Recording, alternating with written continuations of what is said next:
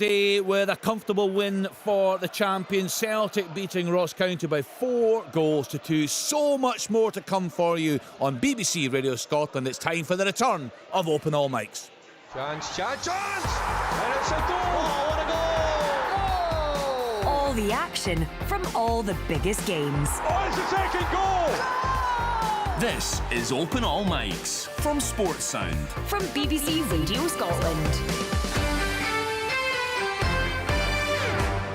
Welcome to Open All Mics on BBC Radio Scotland. Leanne Crichton once again will be on VAR duty for us this afternoon. It provided so many talking points last season, no doubt more of the same this campaign. Let's then get to Dens Park. Leanne saying there, what a big day it is for Tony Docherty, the new Dundee manager. And he was very quick there, Stephen Craigan, to give praise to the man that delivered the title, and the flag's going to be unfurled there just in a couple of minutes' time. Well, it's actually just been unfurled as you speak, Kenny. John Nelms has raised the flag. Dens Park, the supporters are on their feet. Well, 3/4 of the stadium and the Motherwell fans were looking after their own team. Motherwell did give them a guard of honour as they entered the pitch this afternoon, but I'm sure that's all the respect Motherwell will give them from a footballing perspective. They'll want to get the game underway. They'll be desperate to show what they can do. But Tony Docherty, seldom do you get a job when a team has been successful. It's usually you're having to come in and rebuild something and try and pick up the confidence and convince the supporters that you're the man to take it forward. So he's taken over a group of players who have won a league last season, supporters who are optimistic, they're hopeful, they've got ambition. So I think it's a really good place for Tony Docherty to start his managerial career. He's been around the block, he's been with Derek McInnes. Now it's time for him to stand on his own 2 feet. And I'm really looking forward to this game. I expect there'll be a little bit of apprehension at the start, a little bit of nervousness as it will be all around the grounds, but the trophy has now been paraded around Dens Park. The players will be desperate to get that off and get the game underway. Alan Preston, we gave you a game, the big build up there, but before the action starts, a minute's applause for a Saints legend. Without a doubt, Benny Rooney, I think, is a well-kept face in Scottish football. Kenny, they played over 220 games for St Johnstone between 1966 and 1973. Also played at Dundee United, the Partick Thistle, to name a few. Manager in Morton, Albion Rovers, sadly passed away this week. So we will have a minute's applause in respect for Benny Rooney, who is absolutely a Saints legend up here. Looking forward to the game. Hearts, like Aberdeen, have travelled really well. They sold out 4,500. There's still a lot coming in because the traffic's been horrendous trying to get in to McDermott Park. The rain is pouring down, and I mean pouring. I got a call on the way up to say the game was in doubt because of the rain. It's been thundering down, but thankfully the game is on. We're going through the handshakes as we speak, and we're just about to hopefully have the minute's applause for the legend that is Benny Rooney. And don't give it away just yet, Alan. Have you got your predictions ready? Top, bottom, surprise package? I have, and I'm swithering because there's one I can't give you, but I'm thinking I might have to give you. We'll wait and see. Listen, I think I could guess who that may be. A club very close to your heart, I would think, but we shall see. We'll get the predictions from everybody there, and also we're right across the championship games this afternoon. 4 games in the top flight. We kicked off last night, of course, with a convincing win for title favourites Dundee United. They won away at Arbroath. There's also a minute's applause there, Stephen Craigan, at Dens Park. There is, Kenny. It's for the late, great Craig Brown, you've got to say, an ex-Dundee player. He used to always tell me he was Dundee's best ever left back. I hadn't the heart to tell him that I didn't believe him, but I just let him go along with it. Of course, an ex-Motherwell manager as well. So every man, woman, child around the stadium on their feet, applauding the late, great Craig Brown. And I'm sure he'll be looking down upon this game. He always talked favourably of his former clubs and is, of course, managing the national team. So he'll have a huge grin on his face as Dens Park is full. I think Tony Docherty said between 7,000 and 8,000. So let's hope the game lives up to Craig Brown's name. Yeah, I was out last night, actually. There were a lot of stories shared about the late, great Craig Brown, a much-loved figure in Scottish football. 4 games in the championship for you this afternoon. Chick Young is at East End Park for us to see 2 promoted sides there. Chick, Dunfermline against Aird. It should be a cracker. You there, Chick? No, we've got a problem there with Chick Young. The flag, of course, will be unfurled there at East End Park this afternoon. The applause now. We can hear Alan underway there at McDermott. Sure is, Kenny, yeah. And there's a lovely tribute over the far side for the St Johnstone fans. R.I.P. Benny. Brilliant. Yeah, I can see the pictures coming in here. A very, very special man, as Alan said, that everyone at that ground, paying the respects to him this afternoon on Sports. And Stephen was telling us a minute's applause there at Dens Park for Craig Brown. Prior to that, the flag was unfurled there, and then business will get underway for Tony Docherty and Stuart Keckrell. We'll get to Chick Young just as soon as we can, because of course the flag will be raised there at East End Park. Dunfermline against Airdrie, two sides that of course got promoted last season. Airdrie, 3 scoring. They had a terrific campaign in the League Cup. Can they take that into their league campaign? Derek Ferguson is at Firhill for us this afternoon. We know, Derek, you love the championship. Thistle against Wraith Rovers for you. What are you expecting?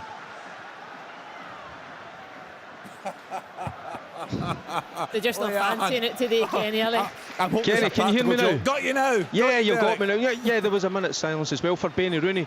Just at the moment, Wraith Rovers have come flying out the traps. They've just hit the crossbar. It was a cross-come shot from Josh Mullen, away out in that right-hand side, but a little bit clumsy as well at the back. Thistle, where the big boy Williams, conceding a corner kick. I don't know what he was trying to do, but that's 2 or 3 corner kicks Wraith have had already, putting the pressure on, and they're pinned Thistle back at the moment. And I tell you what, it's a great. I'm listening to Alan there talking about conditions. Perfect conditions here in Glasgow this afternoon. The pitch is like a carpet, no wind, and it's not too hot. So there's another little opportunity.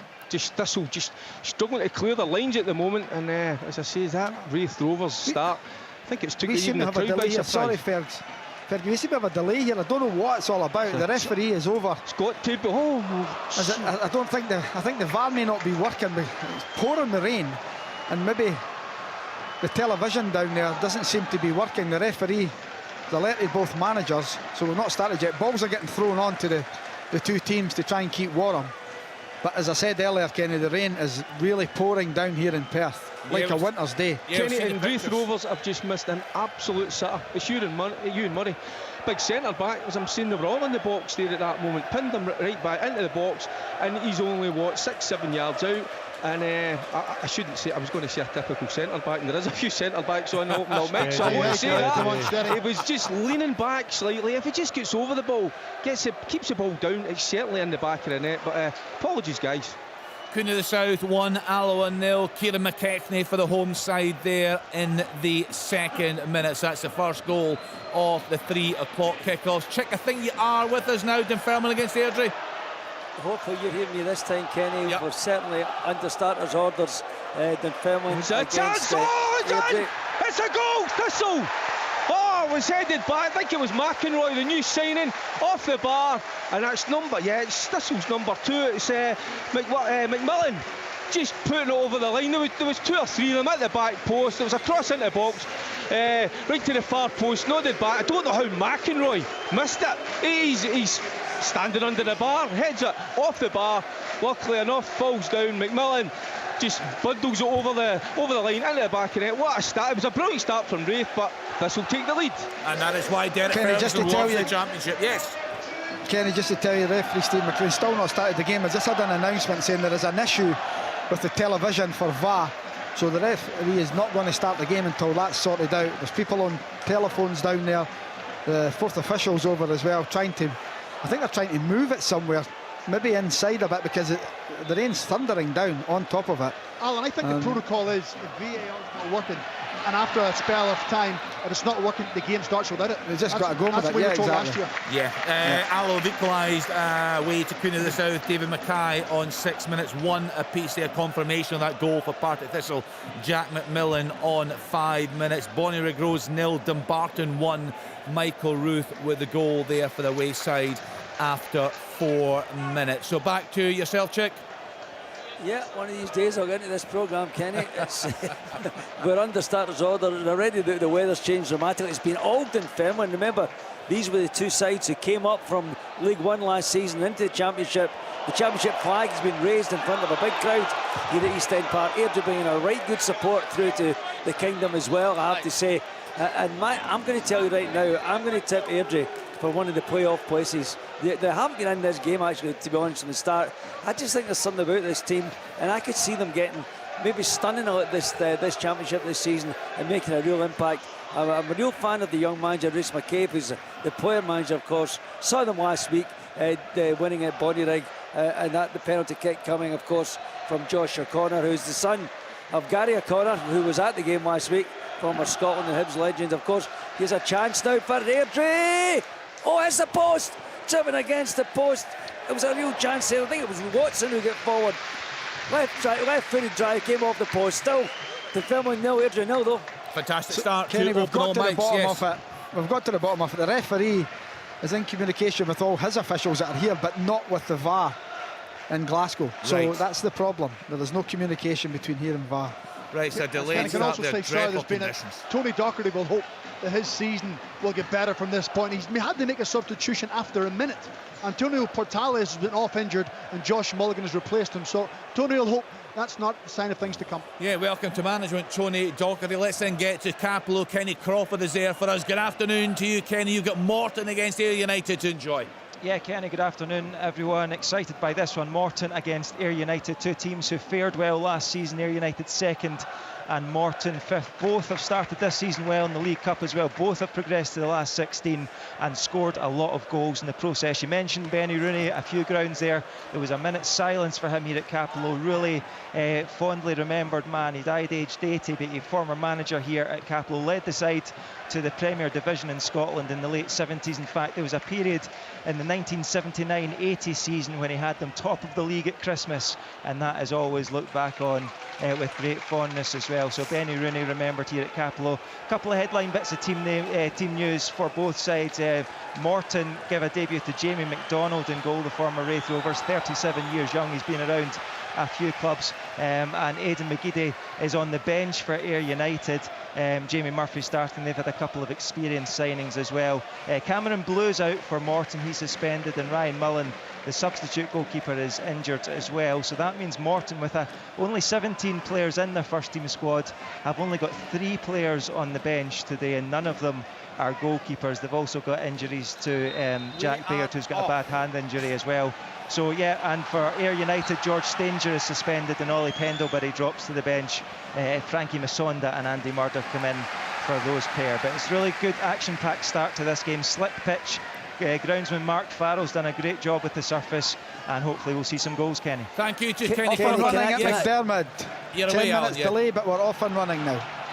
Kenny, can I just say a wee quick word about the great Benny Rooney, who I knew I missed with great affection. It's really sad to hear of his passing this week. I remember these golden days Kenny was talking about when I was working in the Evening Times, and I used to go down to Capello. Benny and Mick Jackson, his assistant, and Alan McGraw and the great Hal Stewart, and Kenny's right, top team in Scotland at Christmas '79. But what a side they had: Andy Ritchie, Davy Hannibal Hayes, Bobby Russell, all these guys. But what I remember was going in for the post-match quotes, and I'm telling you, some nights on a Saturday it was 9 o'clock before I left Capello. Yeah, fantastic times, different times, but great affection for these people. Scottish football paying its respects today, of course, to Benny Rooney. Let's then get to the Highlands. Inverness Cally Thistle up against Queen's Park. There for us is Ian Hall. Good afternoon, Ian. Good afternoon, Kenny, and everyone. It was so close yet so far for both these clubs last season. Cally Thistle beaten in the Hampden Sunshine by Celtic at the start of June in the Scottish Cup final. Queen's Park were serious title contenders before being punished by Partick Thistle in the playoffs. But here we go again then on the road to the Premiership, a road littered with speed bumps and potholes along the way. Both sides having not great starts in the League Cup, but I can tell you in the opening 10 minutes it's been very bright. Queen's Park very open. They've not had an effort on Mark Ridger's goal yet, but they've peppered the goal mouth of Cally Thistle, and if the opening 10 minutes are anything, then we're in for a treat this afternoon. Good stuff, thank you to Further Ian update, Hall. Kenny, from McDermott Park.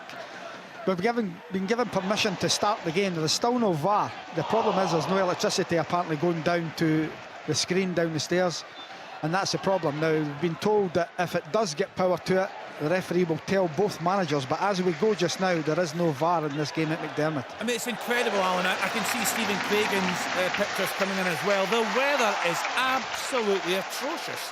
It's incredible.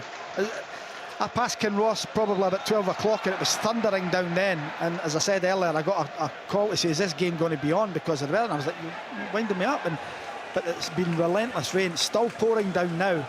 You know, we're in the start of August, and it's just incredible stuff. Alan, and as I said, we have no VAR. Alan, that was part of my 4.5 hour problem. You know where Aberdeen is, you know where Livingston is. Where are you? You're round about Perth. You know, I've got to drive through Perth, yeah. Unless you know of another way, you know of a quicker way to get. There's such a thing called the motorway now. Motorways were built. Well, you don't have to drive through Perth.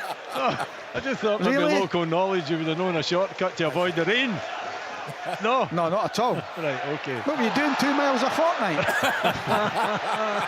It started. What about your game there, Willie? What's happening in the early stages? Oh, it's murder. Honestly, it's getting battered. The ball's getting battered back to front. Tackles are flying in. Nobody's got any time to put their foot in the ball and play any football yet.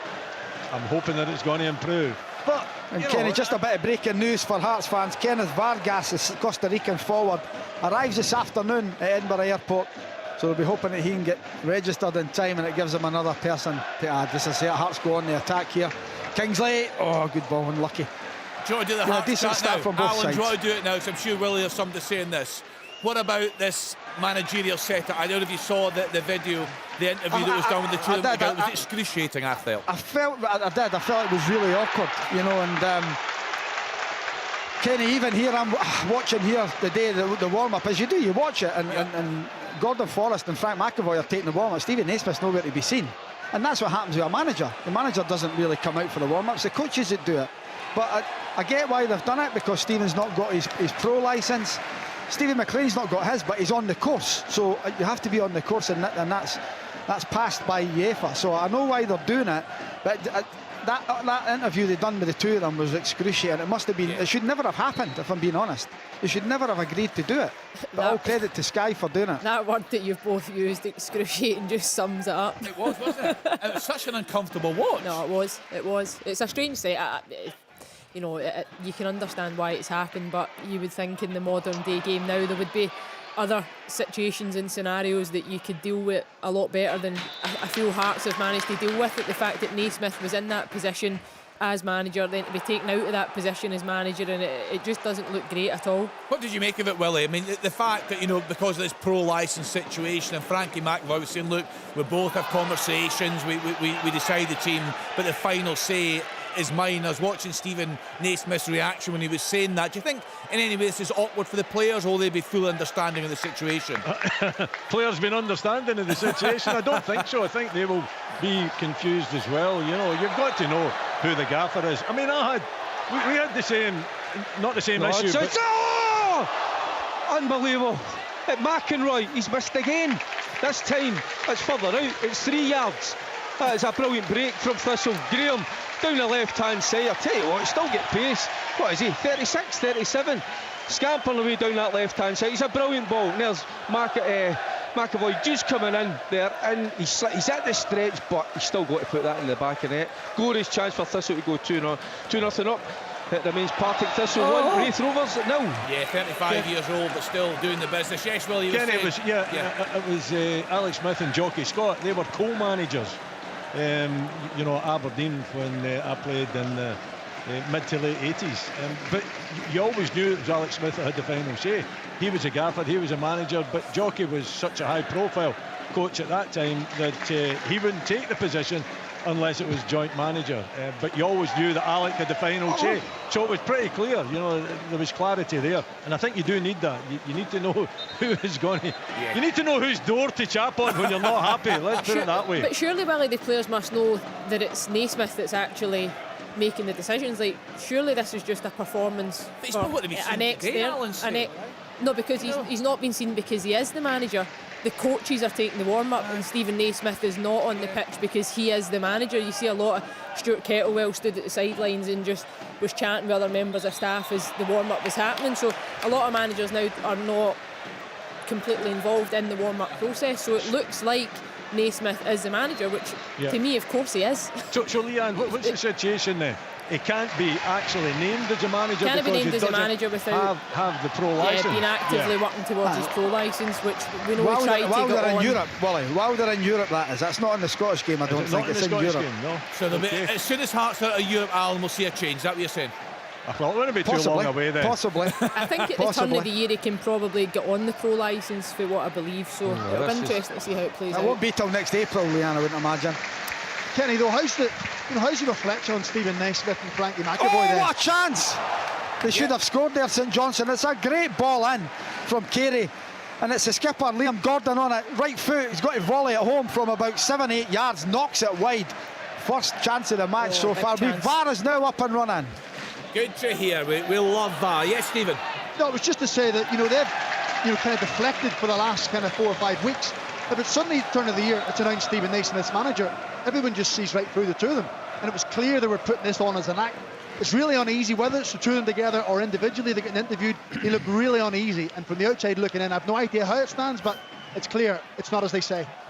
Yeah, well, it'll be interesting to see if they went through a really bad run of results, who would pay the price for that one. Another goal coming through. Alloa have turned it around. They were a goal down to Queen of the South and now 2-1 ahead. Bradley Rodden with a goal there on 15 minutes. What's happening in your game, Stephen, at Dens? Well, I have to say Dundee have been lively. They really have. You can tell with this huge crowd behind him, there's demands. Luke McCowan on the right-hand side has looked lively. Bakayoko has looked lively as well. Boateng in midfield's got a real good driving force. And the change and substitution that Tony Docherty had to make hasn't really impacted the play. Motherwell defending deep, being hard to play against at times. Conor Wilkinson and Bear are being a little bit isolated, but this is how Stuart Kettlewell sets the team up. They frustrate, they close the gaps, they stop any kind of penetration. So 0-0, but Dundee in the ascendancy. Craigs, I know that Portales went off injured. It'll be interesting to see what type of player he is, because it's probably surprising to me that Mulligan didn't start, because I thought he had a really good season last year. Yeah, and I watched him last week, Leanne, and actually he done okay against Inverness Cali Thistle in the cup game. I mean, it's kind of hard to judge on that, but you always think, as the Mexicans tough, they're feisty, they're hard to play against. There's an opening chance. Lyle Cameron's came through. Motherwell is always smothering in round the box. Luke McCowan has a strike. Motherwell, I have to say, riding their luck a little bit, and they're having to defend their box. Anyone interested in the Wrexham story? Anyone following it?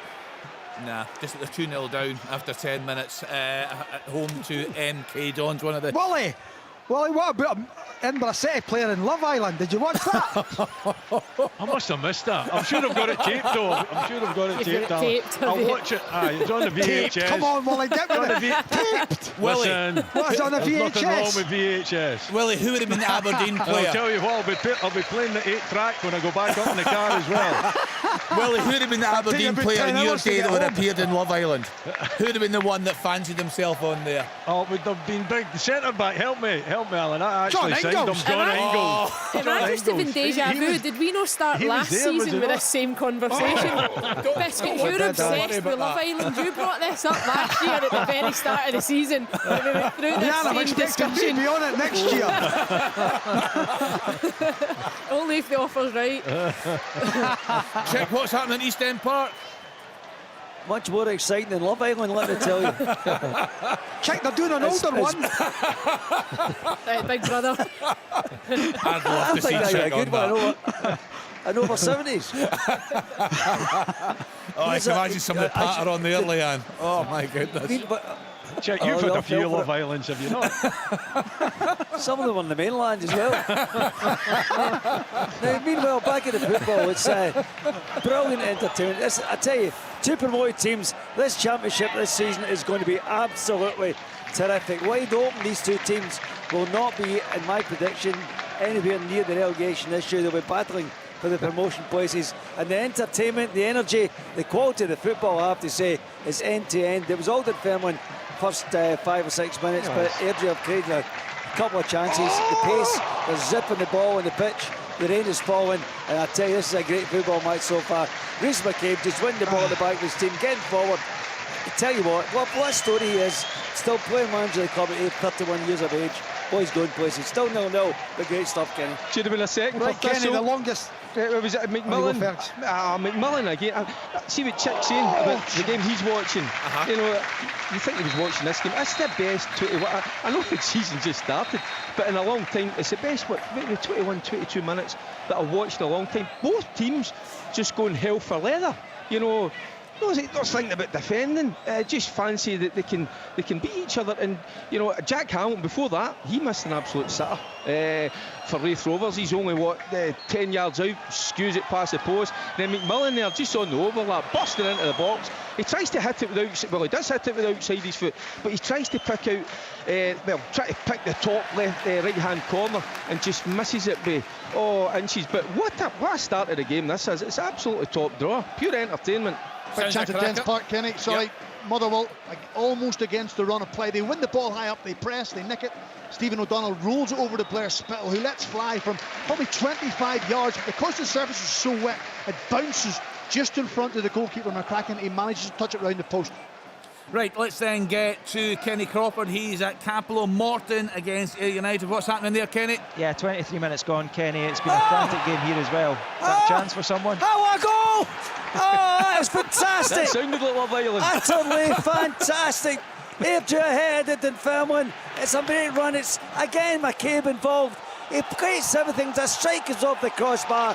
The ball bounces down. The goalkeeper's off the place. And I think it's Callum Gallagher who gets the header over the line. Airdrie ahead at Dunfermline. The home crowd silent. You can hear the Airdrie fans in the background. That was just brilliant. Unbelievable from Airdrie. What a League Cup campaign they've had. As Chick said, what a job Rhys McCabe is doing there. They are ahead at East End Park. Elgin City 0, Stranraer 1. James Dolan on 23 minutes. Kenny Crawford. Yeah, it's been an exciting start here as well, Kenny. First 20 minutes, a couple of good chances for Ayr United. Mark McKenzie and Francis Amarte testing Jamie McDonald. And there was a moment as well when Paddy Redding put in a ball from the left. Just a little minute ago, the wet ball, Jamie McDonald almost dropped it, squirmed from his grip, and he just got it the second attempt before Fraser Bryden, the 19-year-old Ayr United striker, got his toe on it. Morton have looked good as well, had the ball in the mixer a good amount of times. George Oakley and Robbie Muirhead throwing their weight about a bit, but just not created anything clear-cut as yet. And I should say another presence on that Morton bench of just 3 players is Alan Power, the former Kelly and St Mirren midfielder. He was signed yesterday on a 1-year contract, the 35-year-old, so we may see him later on for Dougie Emery's side. But 0-0 at the moment between Morton and Ayr United. Yeah, that looks a decent signing, you'd have to say. The Spartans played really well, I felt, in the League Cup, but they are behind at home to Clyde. Martin Rennie with opening goal there on 24 minutes. Let's then get to Ian Auld. He's watching Inverness Cali Thistle against Queen's Park. Who's in control in the early stages, Ian? Yeah, still goalless here, Kenny, but I'll echo the compliments of the guys here. The Championship football that I'm watching this afternoon has been brilliant. It's both teams having a real go at each other. No team really the dominant of the two. Both have had chances. Jack Thompson and Jack Turner going close for Queen's Park, but just moments ago, Billy Mackay drilling inches wide, almost getting goal number 103 for the club. Incidentally, there was a presentation made to him just pre-match as well. He broke the club goal-scoring record of Dennis Wyness, but goal number 103 eludes him just yet. Right, that's good right up to Dermot Park. Yeah. Kai Wells has been booked, pulling back St Johnstone player. Sorry, Chick, on you go. Oh no, just to correct the scorer, Alan. It was actually Craig Watson in the scramble, got final touch over the line to put Airdrie ahead. Yeah, 22 minutes, that goal going in for the wayside there at East End Park. Now we got some predictions Kenny, earlier got a little on. question. Yeah. A little question for everybody. Who is the longest serving manager in the SPFL? Oh, that's a good one. Dougie Samuel. I think I might know that, Alan. I think I read that the other day. Is it Dougie Samuel at Spartans? Yeah, it is. It is. I think we're expecting a lot of people out maybe go for Dick Campbell, yeah. Yeah, Dick's done, I think it's 8 years, Dougie's done 12 now. That's the Spartans. Great man, Dick brilliant should man. be doing 8 years. They are behind today, Spartans 1-0 down at home to Clyde. There's another booking. Yeah, Kenny, Yellow card. Jack Hamilton, again, it's a wonderful play, brilliant play from Raith Rovers. Little give and goes, and then the cross finds Hamilton at the back post. Again, this time he's 6 yards out. It's a volley, but he opts for the side foot quite rightly. But he's got to keep it down. But again, he's leaning back, and he puts it over. So it's just end to end, but he's got to do better. Certainly got to do better. Certainly got to hit the target. But that's a couple of chances Raith have had, and Thistle, what, they've had 3 or 4 brilliant chances. Leading by that goal from fullback Jack McMullen. But this game already, it could have been what, 3-2, 4-3. It sounds terrific, Derek. It's brilliant football. And I mean, there you go, McInroy is on loan from Thistle. Little give and go. He's on to Graham. You've got Lawless, you've got Williamson, the boy that I think is on loan from Rangers. So good young players and playing some terrific football, as is Raith Rovers. It's just a great spectacle. McInroy could be a good signing, Derek. I think they maybe needed a little bit more strength in that area, and he certainly got that. I seen him on the bench the other week at Kelly, the Dunfermline game that I was at, and I thought he's a waste to sit on the bench. Because he's got bags of potential. He's just never really got a run at it, to be fair to him, but he could be a good fit and a good asset to Thistle for sure. Yeah, and it was a throw into him there. He just kind of let it run across his body there on his left foot. Didn't quite catch it the way he wanted. He just dragged it past that left-hand post. But the football... Shanklin's in a little bit of trouble here at McDermott Park, Kenny. Sam McLaren, the young centre-half that St Johnstone signed, wiped him out completely, and it looked like he gave him a dead leg, and then he's just made a run to the front post, and he's got up, and he's really, really struggling here. That's a huge concern if that's... Massive, because Boyce is just on the bench today after being out for a long period of time, so we'll wait and see how that unfolds. Kenny, we had a good chance down at Morton. It was Stephen Boyd headed over from about 6 yards out. Robbie Crawford down the left-hand side, cut back, put it in with his right foot, and Robbie Muirhead headed it back across goal. Stephen Boyd, not the biggest of players, the goal at his mercy, but headed over, so it's still Morton 0, Ayr United 0. We had another chance there, someone else? Yeah, it was at McDermott again. It was the first chance for Hearts, and it was Frankie Kent. 19 minutes on the clock. It was a ball that come whipping in. He's got his head on it just wide of the target. It's been a really decent game so far. It's been quite even. St Johnstone have had a really good chance with Gordon with the volley, and now Frankie Kent with the header just wide. Well, it sounds as if your game's not up to much there through Amon Vale, so let's get you to kick off the predictions. Pat and Willie started us earlier on. You're the first of our 3 o'clock pundits, so we want top, Willie, we want bottom, and we want surprise package. Well, I think Hearts will be okay in terms of relegation issues. I don't see them being involved in the relegation dogfight. I think, like everybody, or most, not everybody, but I think most observers would look at St Johnstone and be concerned about them this season. So I think as far as relegation is concerned, then I would go with that. I think Celtic would be the obvious favourites. I think it'll be close. I think it'll be closer than last year. I think Rangers have made strides to make it so, and they have got to make it so. And I think the team that might surprise everybody I would say Kilmarnock. I think Derek McInnes is a very good manager. I think he's better than where they have been in terms of recent performances. I think he needs maybe more firepower up front. If he gets that, then I think Kilmarnock might be a surprise package, maybe contesting for top 6.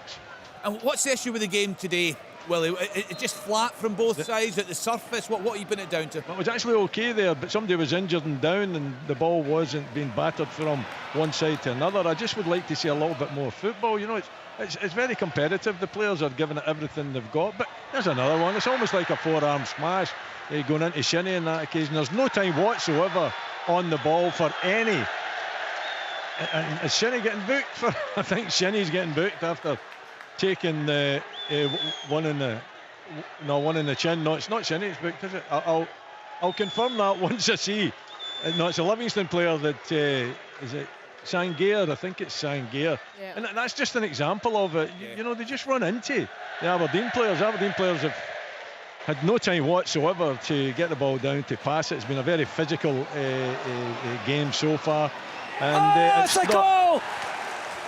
It's an equaliser, and the goalkeeper at full stretch, but he can't get the header from Moon Ito. It goes into this left-hand post up. In fact, the goalkeeper, I think, has injured himself against the post, has Josh Clark in here to go. But it's an equaliser for the Pars. Cross from the left, and what a header that is. Ian Uto. Fantastic game this is. What a match. And it's now Dunfermline 1, Airdrie 1. Goal elsewhere. Did I hear goals elsewhere? Yeah, goal in Inverness, Kenny, and it's come for Queen's Park. Barry Hepburn caught Cameron Harper napping at the back. He squared for Dom Thomas, who burrowed the ball beyond Mark Ridgers, and Queen's Park have the lead with 30 minutes gone here in Inverness. So Shinny's booked for giving the referee a bit of verbal. Can't condone that. Clearly. Sangier also got Willie as well, I think, for the initial challenge. Sangier? Yeah, he was booked. Two yellows, Yes, Alan. That's a good chance for Hearts coming in. It's Kingsley to the byline and gets across, and eventually it's then knocked up in the air by Neuenhoff. And there's Peter Haring arriving about 7 yards out with a header just wide of the target. Stephen, I don't think I can believe what I'm seeing at your game. No, given we're in August. I'm just waiting to get in. I know what you're going to say. Tell the listeners what's happening there at Dens Park. Just to try and describe where the issue is during the game. When you're sitting in the main stand and you look across the pitch, it's where the Derry, is that what they call the Dundee end, and where the away support end, just that corner flag in there, it's flooding for some reason. There was a doubt apparently around about 11:30 today. The rain has not stopped since the game kicked off. As there was a corner kick about to be taken, the groundsmen were on the pitch brushing the water off that far corner. The corner was being taken at the opposite side of the pitch, but the referee held up the play.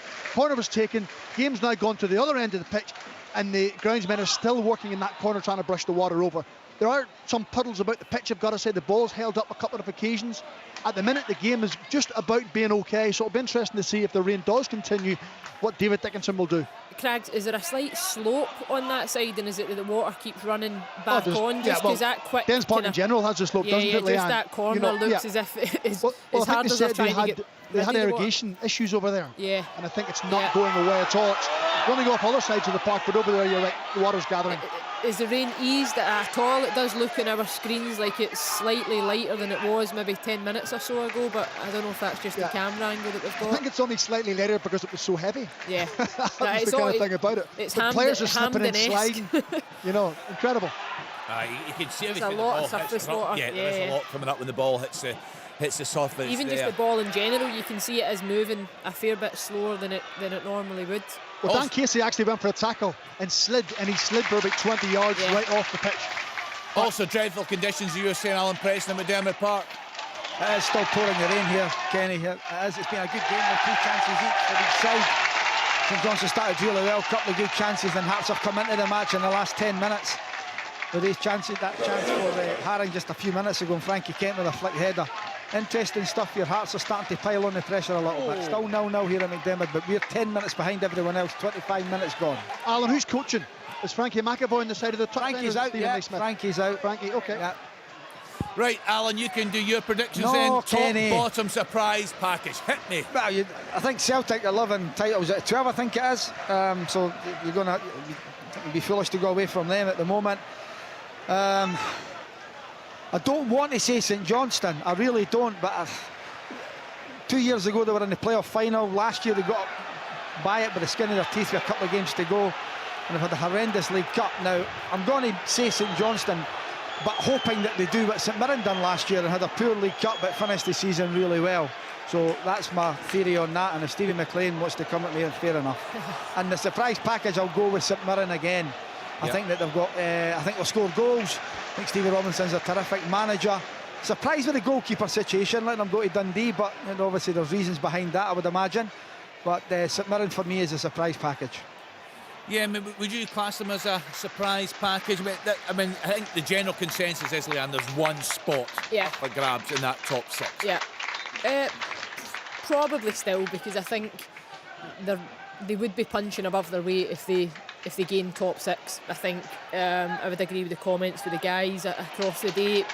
I think Stephen Robinson, really good manager. He's certainly proven his worth. I think he's kept the nucleus of the group together from last season, added a number of bodies to it.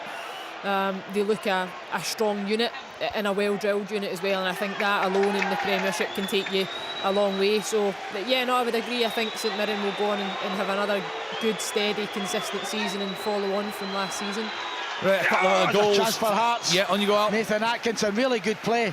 Oda into Atkinson. Atkinson takes a first touch out his feet, and then his right foot shot drags it across the goal, just wide of the target. Still 0-0, 27 minutes on the clock. Alloa now 3-1 up away at Coon of the South. There were a goal down. Connor Salmon with the goal there, and other goals flying in this afternoon. East Fife 0, Peterhead 1, Jack Brown on 35. Queens have just pulled a goal back. It's now 3-2 to our Gavin Riley with a goal there for Queens on 37. Hamilton Accies have gone 1-0 up on Cove Rangers. Josh Kerr on 35 minutes. So that's you up to date with the scores across Scotland There's a this bit of a afternoon. flashpoint at the Capello here. Really bad challenge by Andy Murdoch, former Morton midfielder by Ayr United. It was Jai Katongo was breaking down the right-hand side. A lot of us will know how fast Katongo is. He kind of put it ahead of himself and sprinted.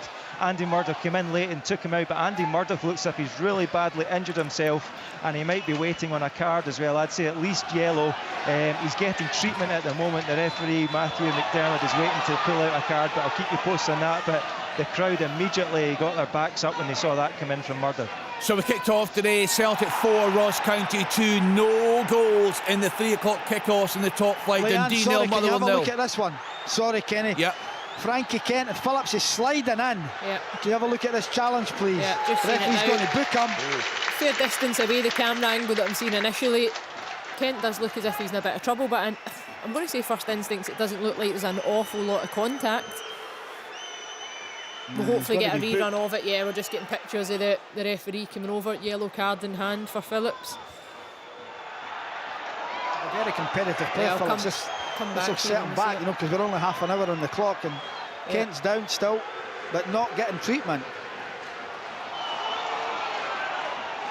So goalless, Dundee 0, Motherwell 0, Livingston 0, Aberdeen 0, St Johnstone 0, Hearts 0 into the Championship. Dunfermline 1, Airdrie 1, Inverness Cally Thistle 0, Queen's Park 1, Morton 0, Ayr United 0, Partick Thistle 1, Wraith Rovers 0. In League 1, Falkirk 0, Annan Athletic 0, Hamilton Accies 1, St Cove Rangers 1. Haven't got that goal coming through, it's disallowed, I'm just being told. Montrose 0, Kelty Hearts 0, Queen of the South 2, Alloa 3, Stirling Albion 0, Edinburgh City 0. In League 2 this afternoon, Bonnyrigg 0, Dumbarton 1, East Fife 0, Peterhead 1, Elgin City 0, Stranraer 1, Spartans 0, Clyde 1, Stennismuir 0, Forfar 0. So that's you up to date with all the score lines across Scotland this afternoon. Let's then get another prediction. Stephen Craigan, your predictions, top, bottom and surprise package. Well,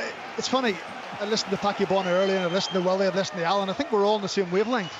You know, Celtic for me are favourites just because Rangers have a lot to prove. You know, the season hasn't kicked off yet for them, so you know, you're kind of going on the consistency that Celtic had last season and the players have had and the success they had. So I think naturally they stand as Connor Wilkinson just jinked into the box, deflected wide.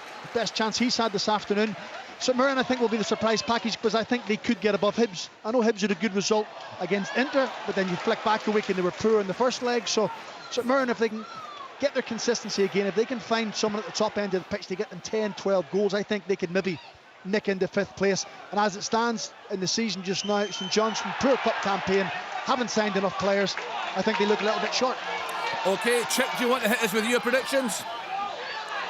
Yeah, I think one of the interesting things about, and everybody's jumping on the Celtic bandwagon and with great reason. I think the interesting thing about Rangers is they've signed 9 new players, and we don't really know the quality of the players, or most of us, I would suspect, don't know the quality of the players they've signed. I do know, interestingly, that when Stephen Gerrard and Gary McAllister were still there, they tried to sign Dessers and Lammers, and they couldn't match the demands of the transfer fee at the time. Obviously, they've opened the purse strings a little bit to get these players. So these are players the previous manager wanted, which underline there's a bit of unison about in terms of the quality of the players being signed. Now, is it enough to overtake what Celtic have got at the bank?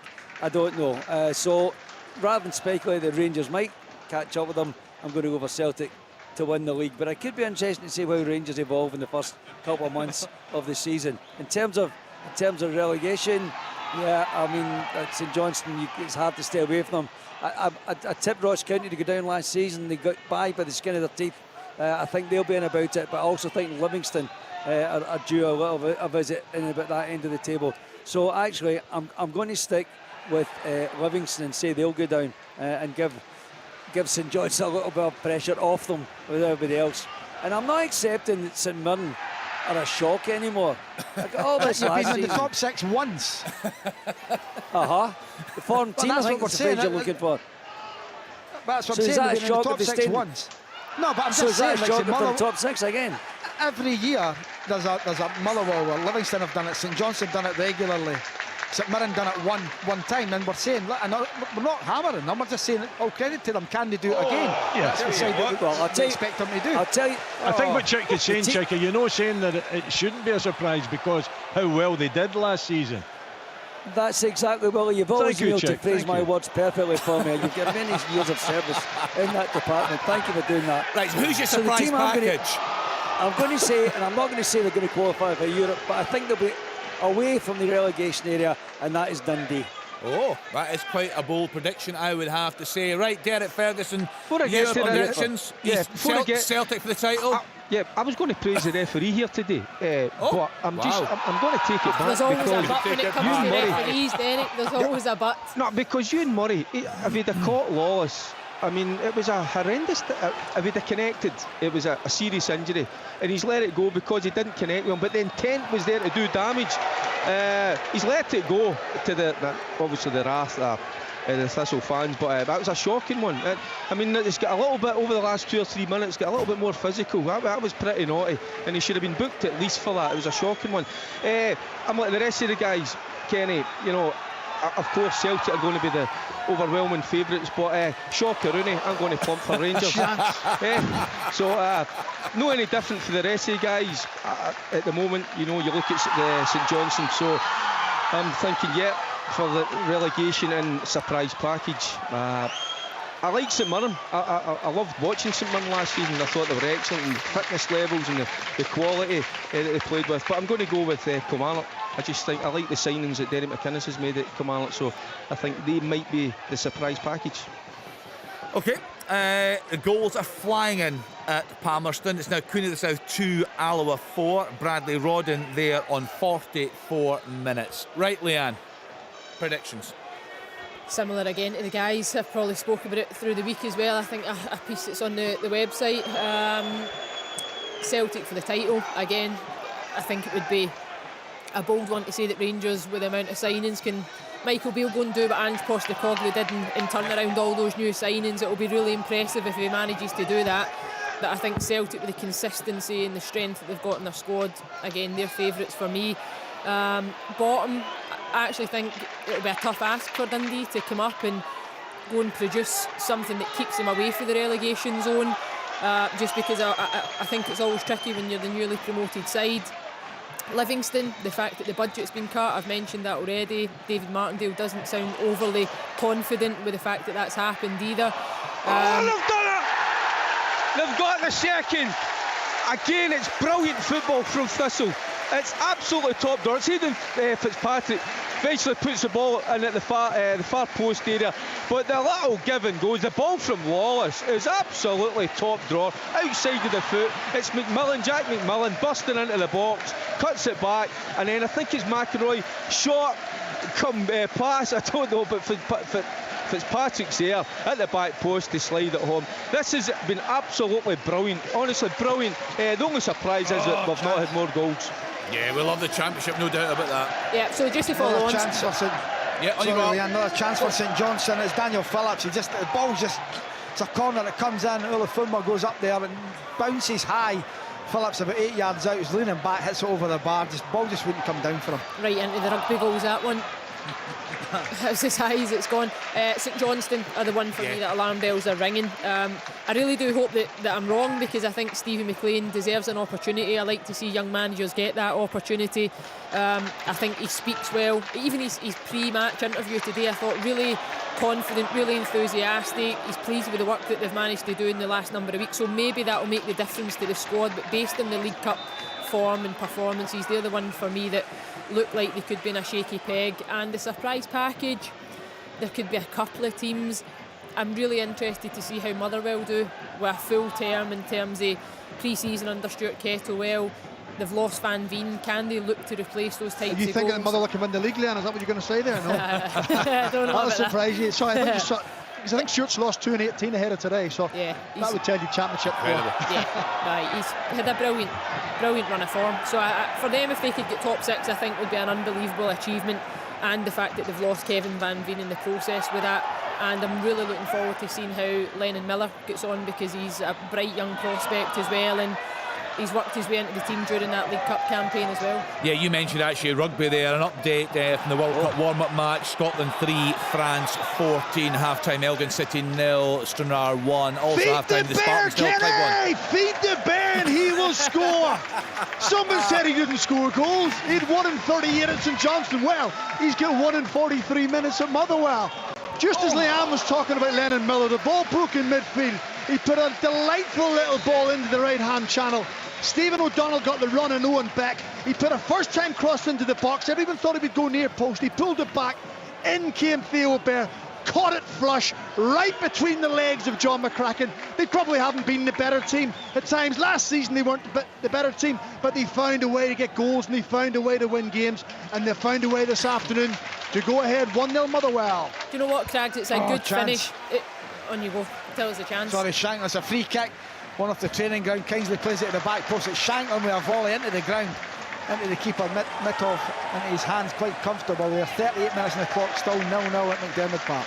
That goal for Motherwell, Craigs, it sits up just as it arrives to Theo Bear, and he does everything right, because he doesn't look to try and have a fancy finish, to go for a top corner. Keep it low, keep it hard, keep it on target. It's a good goal, good team goal as well in terms of the build-up.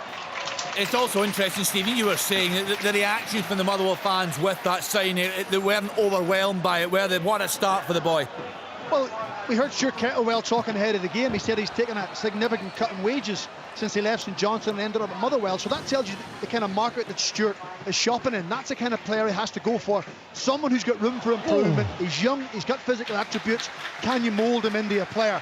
I mean, he's only had him 4 days and already he's got 1 goal out of him, so he's certainly working his magic. Fantastic. Half-time at Capello, Morton 0, Ayr United 0, but 7 bookings. It's been feisty. Oh, sounds like it. East Fife 0, Peterhead 1. That is a half-time score. Stirling Albion 0, Edinburgh City 0, Bonnie Rose 0, Dumbarton 1, Hamilton 1, Cove Rangers 0. Cove had a goal chopped off in that one. Stennismuir 0, Forfar 0. Sounds very, very quiet in your game, Willie Miller. It is, yeah. There's nothing much happening, Kenny, unfortunately. It's very competitive, absolutely. It's very physical, totally physical.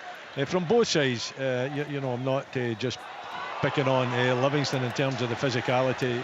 Aberdeen have been pretty physical as well. Very little football being played. The fans seem to be enjoying it, but it's that kind of a meaty type of football that can be enjoyable if that's what you're looking for. But it's very quiet, very little chances. Livy probably had the best of the chances with Nubley sent in Montagno, who drove it for Brandon, who couldn't make contact with it at the back post. If he would have made contact, it could have ended up in the back of the net. Apart from that, no other chances of notes, and 3 bookings as well. It's a very untidy game here in Livingston. Well, we say it every season. I think we should say it here today as well, especially given the conditions. The travelling support from the Dons, 4,000 there today. It's incredible. No, it is. There's a lot of optimism, you know, in the northeast. They like what they saw the second half of last season. They've enjoyed the style of football, what the manager says, the fact that, you know, he likes players to show the fans that this club means to them, and they do that. You know, they are an exciting team to watch when they get going. They haven't had the opportunity to get going, but the fans coming down today, it's a magnificent gesture for them. They are optimistic, obviously looking forward to European football as well. Yeah. You know, Alan had it last season with Hearts, and Aberdeen are looking forward to it this season. Was that half-time from you, Ian? Half-time at East End. It was, yes. It's Scally Thistle 0, Queen's Park 1. Half-time as well, Kenny. Partick Thistle 2, Raith Rovers 0. Okay, thank you to the guys. Alan, what have you made of Hearts and St Johnstone in this first half? Very different conditions. Half-time, Livingston 0, Aberdeen 0. Thanks, Willie. Yeah, it's been difficult, Kenny, but you know, both sides have adapted well. It's been decent. There's been chances for both sides, and I'm pleasantly surprised with the energy levels of St Johnstone. I must admit, they've got some young guys in there now. So they've acquitted themselves well. They've created chances. They've also given up chances. The same could be said for Hearts. It's early on in the season, but so far I'm hoping, as I said, my prediction, is. What is your predicament? Oh, honestly, that I picked St Johnstone. That is my predicament. Did any message you get, Biscuits? Nah, no, yeah. Stevie McLean finds it. Do you get a bit of grief for that? You do. You get grief all the time, without a doubt. And they'll bring it up. I remember you said this, and I remember you said that at the start of the season. I said last year, Ross County, I watched them at Tynecastle, that they were very good, and ended up being in the second bottom and in the playoffs. Difficult season for them. I thought they were excellent at Tynecastle this time last year. I know Stephen Robinson was the same last season, but you can understand pundits given the League Cup campaign who did suggest that they'd be in trouble in the league. But of course, they totally turned things around. Half-time there at Den, Stephen? Den's Kenny, 1-0, Theo Bert. Yeah, that's a great start for Theo Bair to his Motherwell career. All the half-times are coming in on Sports Sound this afternoon. Let's then just give you a roundup of where we are. As Alan said, a delay because of a problem with VAR there at McDermott Park. So the half-time scores as things stand: Dundee 0, Motherwell 1, Livingston 0, Aberdeen 0. Lunchtime kick-off, Celtic 4, Ross County 2. In the Championship this afternoon, all these games are now half-time. Dunfermline 1, Airdrie 1, Inverness Cally Thistle 0, Queen's Park 1, Morton 0, Ayr United 0. Kenny saying 7 bookings there in the first half. Partick Thistle 2, Wraith Rovers 0. Derek describing a magnificent first half there at Firhill. Of course, last night, title favourites Dundee United romped a 4-0 success away at Arbroath. In League One, Falkirk 0, Annan Athletic 0, Hamilton Accies 1, Cove Rangers 0, Montrose 0, Kelty Hearts 0, Queen of the South 2, Alloa 4. What a game that is. Stirling Albion 0, Edinburgh City 0. Stirling Albion have been a terrific run, of course, winning the title last season and through to the knockout stages of the League Cup. In League 2, Bonnyrigg Rose 0, Dumbarton 1, East Fife 0, Peterhead 1, Elgin City 0, Stranraer 1, Spartans 0, Clyde 1, and Stenhousemuir 0, Forfar 0. So how long to play there in the first half, Al? We're into the final minute, but there'll be a bit of added on time, I would imagine. The physios have been on, so we'll wait and see. Frankie McAvoy's out trying to organise down there. We've spoken a lot about recruitment, Alan, and the problems that Stephen McLean has had getting players in. From what you've seen in the first half, what does he need? Another forward. He's got Stevie May, Nicky Clark's unfortunately out, Chris Kane's unfortunately out. Stevie May's the only real recognised forward that he has. Just the keeper comes and collects after the second attempt. So he needs a forward, one if not two. Hearts are addressing that with the guys that they've got coming in now. As we touched on earlier, the new signing of Vargas will arrive today, the Costa Rican. They've got Tagawa as well, from Tokyo. He's in and on the bench today. So that's another one in for him forward-wise. But St Johnstone needs strikers, and they need them quick. They need someone with pace, because Stevie May's good ways back to goal, but not blessed with pace. Won't stretch the game. Could that be a potential one added on minute? Low knee Biscuits that they'd look to as you get later on into the window, perhaps a bit of movement at other clubs, and that would suit it has St to be. Johnstone. I spent a couple of days up here this week with just trying to help them if we can, because they find it difficult to get players in, and everyone, Leanne, in the country, and I include England in this, they're all after the same thing, centre forwards. Everybody wants them, but how far down the food chain are St Johnstone when it comes to, when you look at Man City looking for one, Liverpool looking for one, how far down do we go till St Johnstone get one? And that's the problem, that not only them, and teams in the Championship in Scotland and League One, they're all trying to get them as well. So when one comes up, you've really got to try and be careful. If you can get them, be in first. And that's where I think that, even for Hearts, Kenny, this is such a big month for Hearts. They've got the Europa League playoff, the Conference playoff, Europa League, and then the League Cup against Partick Thistle when they started the league. And they're just getting players in now. I would have liked to have seen them done their business earlier, as I would have liked St Johnstone. But players sit and wait, and they just take their time. They don't want to jump in just as a half-time whistle goes here at McDermott Park. St Johnstone 0, Hearts 0. Yeah, thank you to Alan Preston. Really poor conditions there, Lan, and also we saw the water getting swept off the pitch there at Dens Park. So all the reports, all the news to come for you on Sports, and don't forget we're on till 7:30 this evening. We kicked off today with the lunchtime kick-off, Celtic beating Ross County by 4-2 in that one. Stay tuned, we'll hear from Brendan Rodgers just shortly. 5:15 Kilmarnock against a Rangers side. Rangers have signed 9 new players. How many will start in the 5:15 kickoff? We'll get the team news for you during Open All Mics for that one. Open All Mics will continue right here on BBC Radio Scotland. All the grounds, all the goals, all the news. This is Open All Mics from Sports Sound. From BBC Radio Scotland.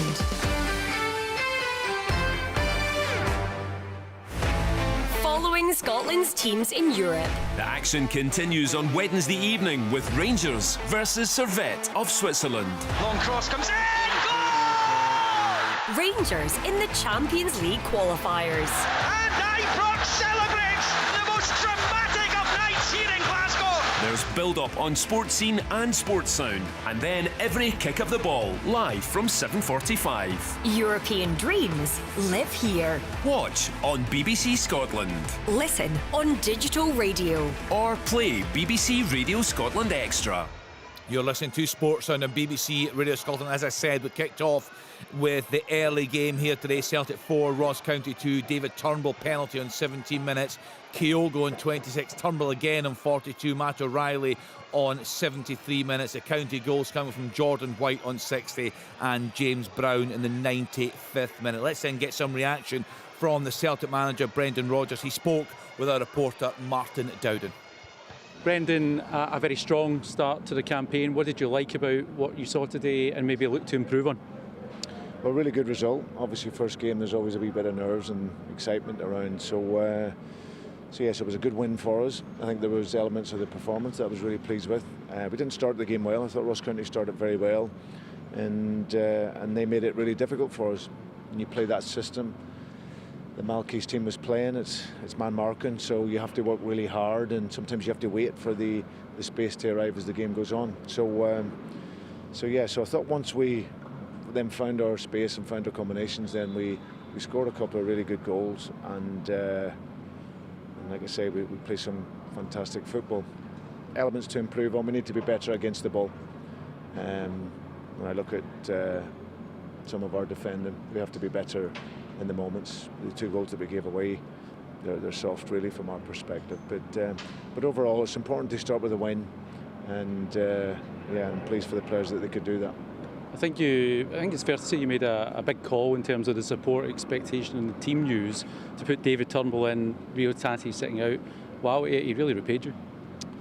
Yeah, but he's got that quality, he's got that ability. I can only assess from what I see in training, and he's been excellent both in training and in the games. It's, for me, it will always be about the best team. It's, everyone has to be able to contribute, and he contributed very well. You have that history of developing players. There's countless examples of that. Is he someone that you see as someone that you can drive forward, and is he maybe a priority now, given he's only got 1 year left in his deal? No, I think the responsibility is David's. What I'll always do for players is create an environment and give them everything in order to help them improve their game. But the crown's on his head. He determines how far he goes. He has the talent, he has the ability. It's the ability to score goals, create goals. He has physicality to move and run well, but the responsibility is his. So he's now at an age where if he can take that on, he can be a really, really important player for us. And I hope he does, because I like him. I like his game, I like him as a guy, and hopefully this is a nice confidence boost for him and he can push on. What have you made of Kyogo, not just his goals, his ability to just influence play around that area, and what a piece of business by Celtic to extend his contract as well? Yeah, it's brilliant for us to have a player of that quality. His movement is of the very highest level.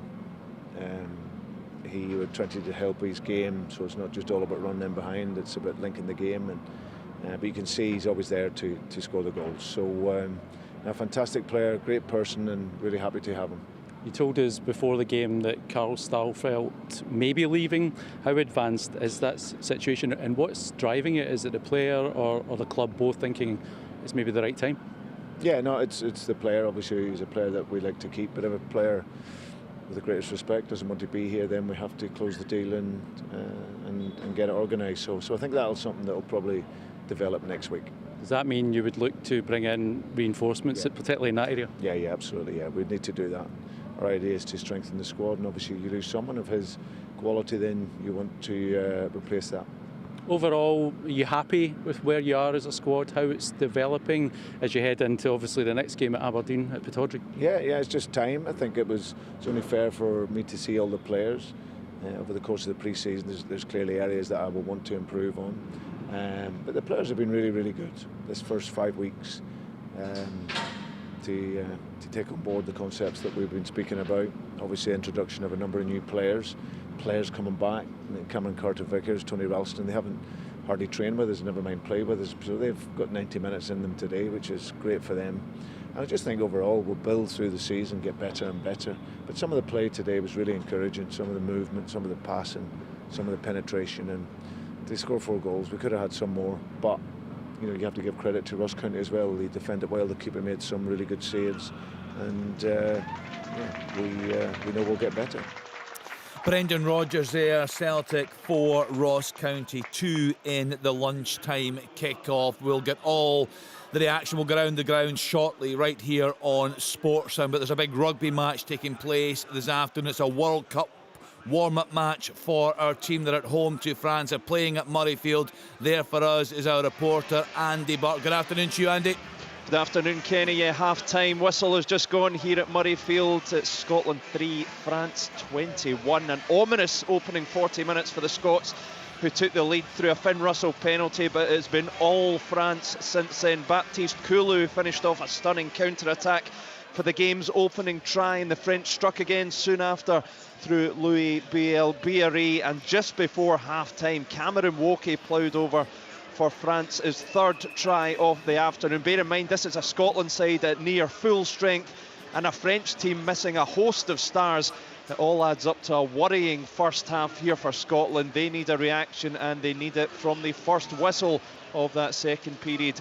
Scotland 3, France 21. Thank you to Andy Buck. We'll bring you that full-time scoreline, but let's get back to the football and let's get back to Open All Mics. All the grounds, all the goals, all the news. This is Open All Mics from Sportsound. From BBC Radio Scotland.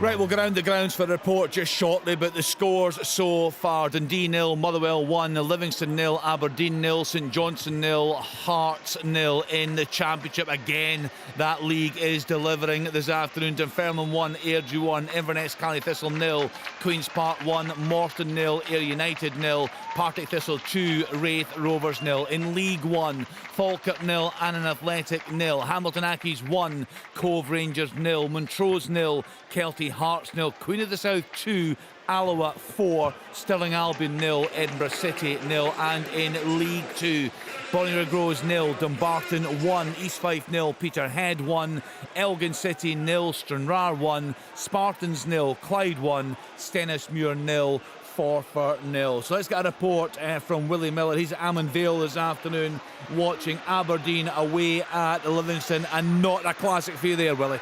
No, Kenny, and I won't keep you too long, to be perfectly honest. In my opinion, for 45 minutes to forget, very little football being played, both sides playing the same formation, both cancelling each other out, no room at all to get the ball down, very physical contest throughout.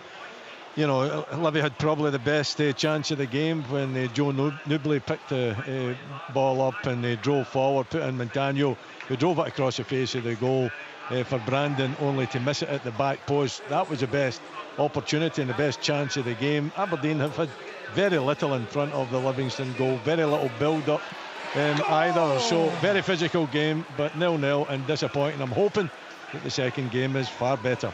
Fantastic. A chance there? Yeah, a real chance in Inverness, Kenny. We've only played 30 seconds in the second half, and it was almost the instant response from the home side. Austin Samuels, though, from about, 4 or 5 yards out. A nice layoff from Louis Longstaff. It's slamming his effort into the side netting.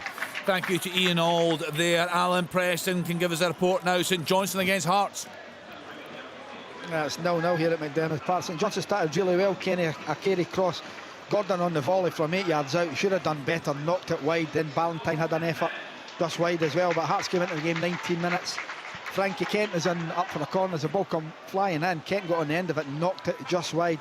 Nieuwenhof then flicked the ball up in the air, and there was Peter Haring from 8 yards again, knocking his header wide. Really good chance for Nathan Atkinson in 27 minutes older. Nice feet, giving the ball to Atkinson. He dragged the shot wide of the target. Then Daniel Phillips up the other end had an effort, a volley. The ball just wouldn't come down, and he smashed it high over the top of the crossbar. The best chance fell to Shanklin. It was a really good, well-worked free kick. It was a block at the back post. Kingsley hung it up the back, and there was Shanklin with a volley just into the keeper's arms. It's been decent stuff under horrendous weather here, really pouring with rain at McDermott Park.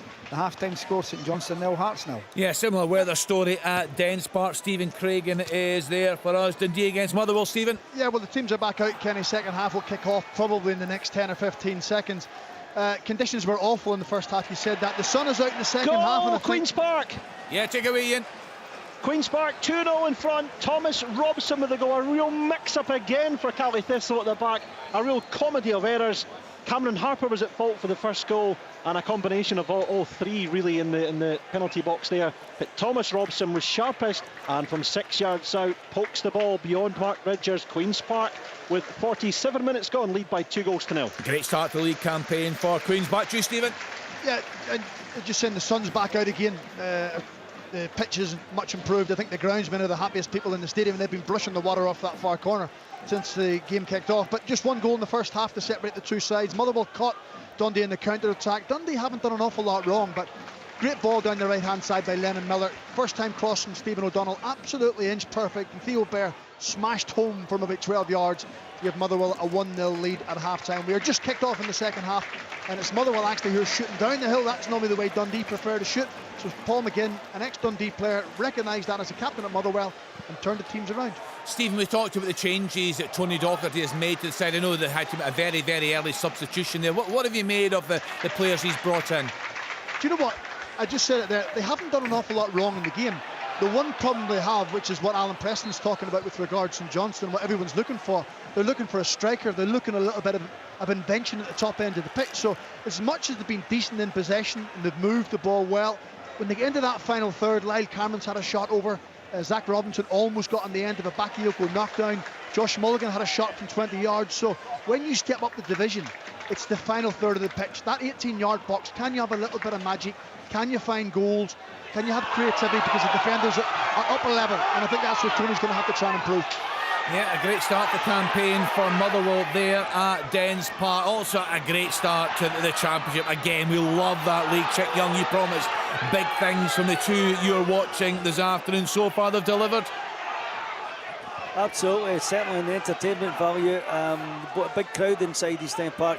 I'll be delighted by the performance of both the sides. It's one each at the moment. Go for Ayr United. Second half, actually.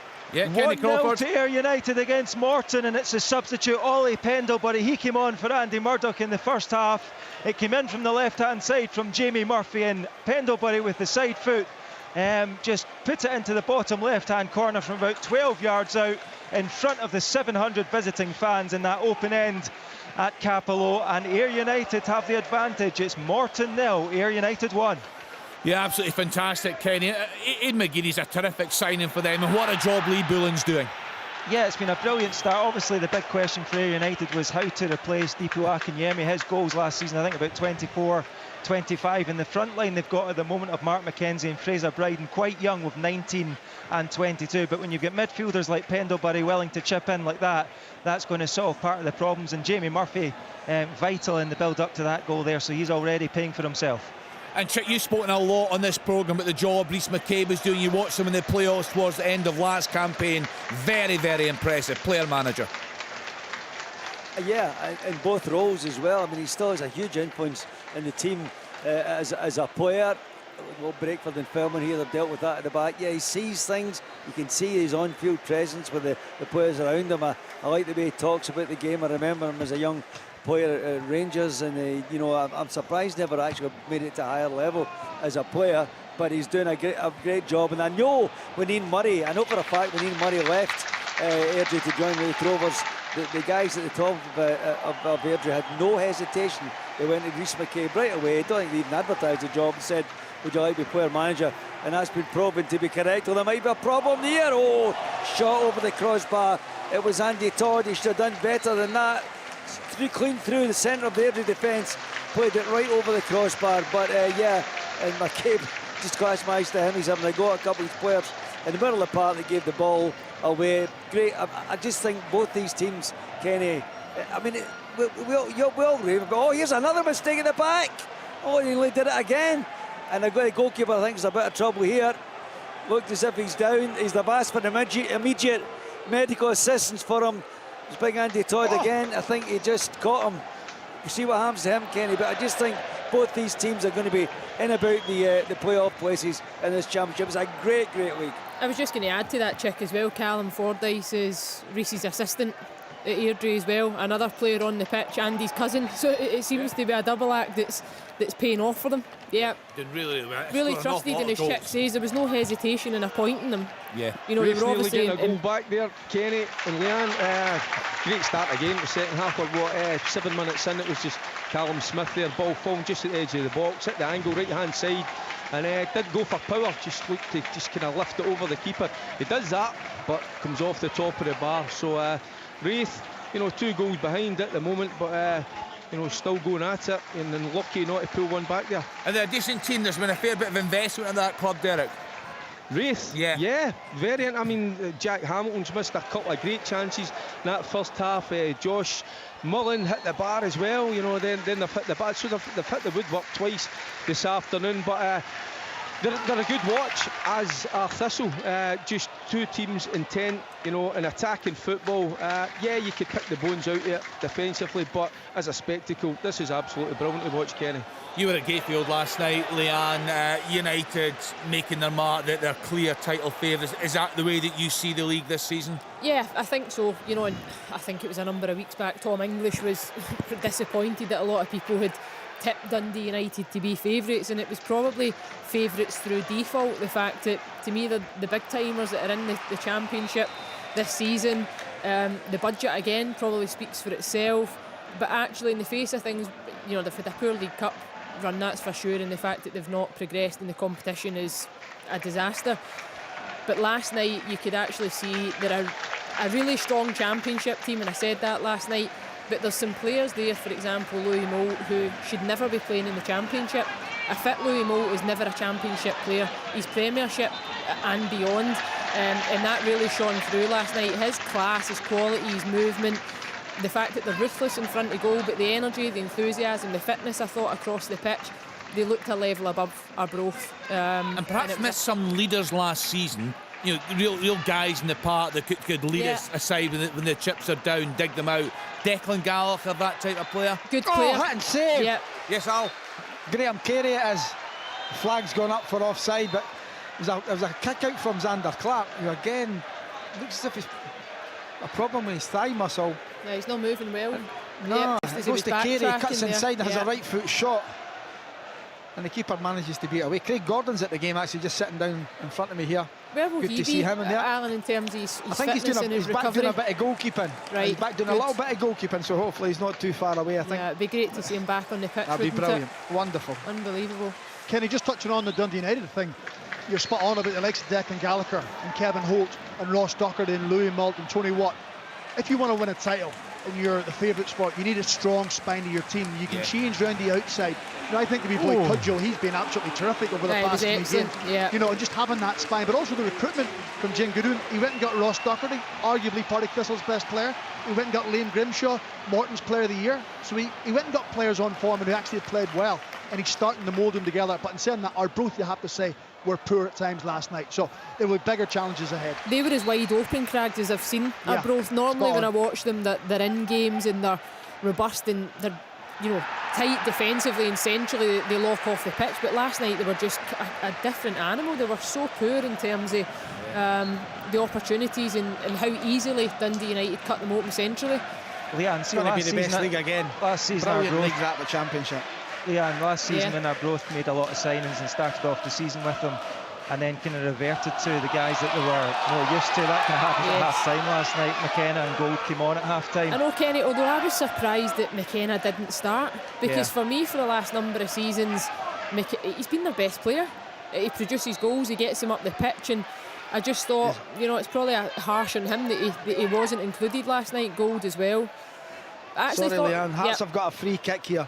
22 yards out. It's set up lovely for Stephen Kingsley's left foot. We've seen it time and time again where he finds the back of the net. It's set up, he can go either side if he wants. Perfect range, you're right, Alan. Just the ball's back, he's going to take it now over the bar. Poor execution from a guy with real quality. I know. That's early on in the season. Big chance, yep. Falkirk 1, Annan Athletic 0. Ross McIver, you feel on a big season for Falkirk. These fans are desperate for some success. It's been dreadful for them, you know, really. It has been. Duke's in, a wee chance for Aberdeen on the right foot. Oh, it's well blocked. It's well blocked. Sorry, I had to get that exciting piece of football from you. No, just glad to know you're still there, Willie. I just sent Kenny a text. Says, Willie fell asleep again. Day one of the season, Willie, and he started already with the sleeping jokes, Yes, exactly. It's all noted down. Never change. It's in the black book. It's in the book. If you knew it was coming. He'll get you back. So in terms of Falkirk, Alan, just a club that just desperate for some success. And you know, the way that they capitulated against Airdrie in the playoffs as well, which was dreadful for them. And they need to get up. You know, they're a good club. They're well supported as well. They need to get their full time. They need to get themselves up into the championship. It's not going to be easy. Far from it. You know, I think all our leagues are very competitive this year. I really do. The championship will be the best yet again. You know, Dundee United certainly the favourites to win it, but you know, in the playoffs, if United do go and win it, who's it going to be? It could be one of any of the other 9, really. And I will include Arbroath in that as well, because it's a poor start for Dick's team, but we've seen in the past they almost done it a couple of years back. It was an incredible season. Now that game down at Rugby Park that night, my goodness, it was so close. I know, incredible. I actually thought, you know, before last night, though, in the build up to the game we spoke about, I thought recruitment wise, Arbroath were looking good because they've recruited middle to front, and it's exactly what they needed. Last season they had 16 draws over the championship season. 16 draws, incredible. Yeah. Other teams were 10s, 12s, that was as close as you got. And you think, you know, in a couple of the games you turn that into 3 points, and that's what was missing, just that flair and quality in the final third. But certainly was lacking last night, but a lot of that was down to Dundee United and how they performed as well. Do you know it's been quiet this afternoon? VAR. Don't speak too soon. Maybe it's went down everywhere and we just don't know. Yeah, it was brought into play in the game. 2 penalty shouts at Celtic Park earlier today, not given the penalty that was getting claimed by Ross County. Very that's interesting. Yep, on you go, check. It's a break for Dunfermline, and Craig Whiting's right through, and he's actually chance for Oda! Good save. Aaron Taylor Singler, and the Dunfermline fans are screaming. It certainly got his shot in, but there was a little tug on him. The referee let him play on. I thought that should have pulled back, maybe a penalty kick. I think the Pars fans agree with me, but the referee said play on. Chance for you, Alan? Yeah, it's a chance for Hearts, and Oda, as Forrester the byline, whips it across. Comes out to the edge of the box. Oda takes a lovely touch, gets a shot off, but straight at Mitov in the goals for St Johnstone. Still 0-0 here, Kenny. 53 minutes. I like the look of Oda last season. Biscuits on a number of occasions. He looks like a he player got better, that could, it takes a bit of time, you know, where he's coming from. From the league he's coming from, the culture's different, the food's different, the language is different. It takes a bit of time. I know there's no guarantees. What you multicultural, Charles. Multicultural, my friend. Yeah, I put a question to Michael Stewart earlier, and I was talking about the big changes in the summer, and I've just caught a glimpse of someone there when the players come out at half-time. One of the biggest changes has to be... post! Surely, Dundee's best move of the second half, Kenny. Yes, Stephen. Luke McCowan and Lyle Cameron involved. A lovely little 1-2. McCowan ends up coming in the right-hand side of the 18-yard box. It beats Liam Kelly. I think it hits the post. It bounces back, and Zach Robinson tries to put it into the net. And Liam Kelly gleefully just picks the ball up and relieves a little bit of pressure. Goal from Morton, equaliser Robbie Crawford. What a finish. He's been brilliant in the League Cup so far this season. Picked the ball up at the edge of the box, turned right-footed, curled it into the far top corner past Albinson. Morton are level, 1-1 against Ayr United. Robbie Crawford. Yeah, two teams there undoubtedly with their eyes set on the playoffs this season. Morton 1, Ayr United 1. I'll run through all the scores for you in just a couple of minutes. I'll get to that point, that silly point I have to say that I was going to make. I'll get to that, but at 5:15 we have our second commentary today. It comes from Rugby Park. Kilmarnock up against Rangers. Our match commentator there is Alistair Lamont. Good afternoon to you, Al. You can bring us the team news for that one. Hi Kenny, yes I can indeed. A massive game here at Rugby Park, obviously, really looking forward to it. A lot of activity in the transfer market from both managers, and so it's Kilmarnock who will give you first as the home team. A couple of changes from their last League Cup outing. In come Corey and Daba and David Watson to the starting team, and Cameron and Murray drop out of the starting 11. It looks to me, I mean, it's always difficult to second guess Derek McInnes formation wise, but I'm going to go a 4-5-1 here, with Will Dennis continuing in goal, Lewis Mayo, of course a former Ranger, in at right back, Robbie Dees and Stuart Finlay, the central pairing, with I think Corey and Daba in at left back. In front of them it'll be the captain Brad Lyons, just sitting in front of the defence, with David Watson and Kyle McGuinness also in central midfield, Danny Armstrong and Matty Kennedy on the flanks, Marley Watkins leading the line for Kelly on the bench, O'Hara, Sanders, Davies, Donnelly, Polworth, McKenzie, Murray, Cameron and Vassell. And Rangers have 5 of the summer signings in the starting lineup. Just spoken to Michael Beale, you'll hear that very shortly. It's Jack Butland in goal, back for the captain James Tavernier, Conor Golson back in after injury alongside John Suter and Borna Barisic at left full back. In the midfield it's Kieran Dell, John Lundstrom and Nico Raskan, Abdallah Sima and Sam Lammers. I think in the wide area with Cyril Dessers up front through the middle. It's McCrory, Hadji, Jack, Cantwell on the bench. Asked Michael Beale about that. Cifuentes, Matondo, Roof, Balogun and Danilo make up the Rangers bench, just waiting to speak to Derek McInnes ahead of this one. Thank you. We'll hear from both managers before kick-off. 5:15 start there at Rugby Park. Falkirk are now 2-0 up on Annan Athletic. Callum Morrison with a goal there on 63 minutes, and East Fife are now 2-0 down at home to Peterhead. Conor O'Keefe with a goal there on 65. Knocked off the line. I think they're shouting for a handball at the back. It's a save by Xander Clark. It's a corner that comes in. It might be Gordon that gets ahead. There's 4 or 5 players in for it there. Clark makes a great save, then it goes back in again. It's eventually cleared. Real chance for St Johnstone, who are actually putting on a fair bit of pressure against Hearts here. Still 0-0, and we're into the 57th minute. Yeah, I've seen the ball coming into the box, Alan, but I don't know if it looked like a handball, whether it'll be something that they'll look at. Looks as if play's going on, in fact, is it? Yeah, play's going on. Checked yet. Are you going to get to your pointless point? No, was that what you were getting to, Ken? Okay, my point was I was saying to Michael Stewart, so many changes during the summer, but I just caught a glimpse of someone there about half an hour ago, and one of the biggest changes, and very, very impressive it is too, Andy Halliday's Barnett. Have you seen it? It's outstanding. You better not start talking about Barnets. Not very expensive, Kenny. Can I assure you? Not very expensive, that. Is that right? 1,800 quid in Turkey. There you go. would you ever consider it, Derek? No chance. Chance! Oh, it's kicked off the line. Deal with the cards you're dealt with. It's Devlin. Clark's gone down injured. Sorry, Fergie, I'll let you get back to your hair in a minute. No need. I think it's Devlin that kicks it off or Kent that kicks it off the line. And then Xander Clark goes down, the corner comes in. Hearts really poor at set plays today. They have been. St Johnstone are a big threat at that, but Clark's down, injured. Hopefully he's okay. Still 0-0. They've not been convincing, have they? Balls coming into the box, all over the place. I don't actually think there's an awful lot in that, Kenny. Unbelievable strike! It's Dunfermline who have gone ahead. That is quite magnificent.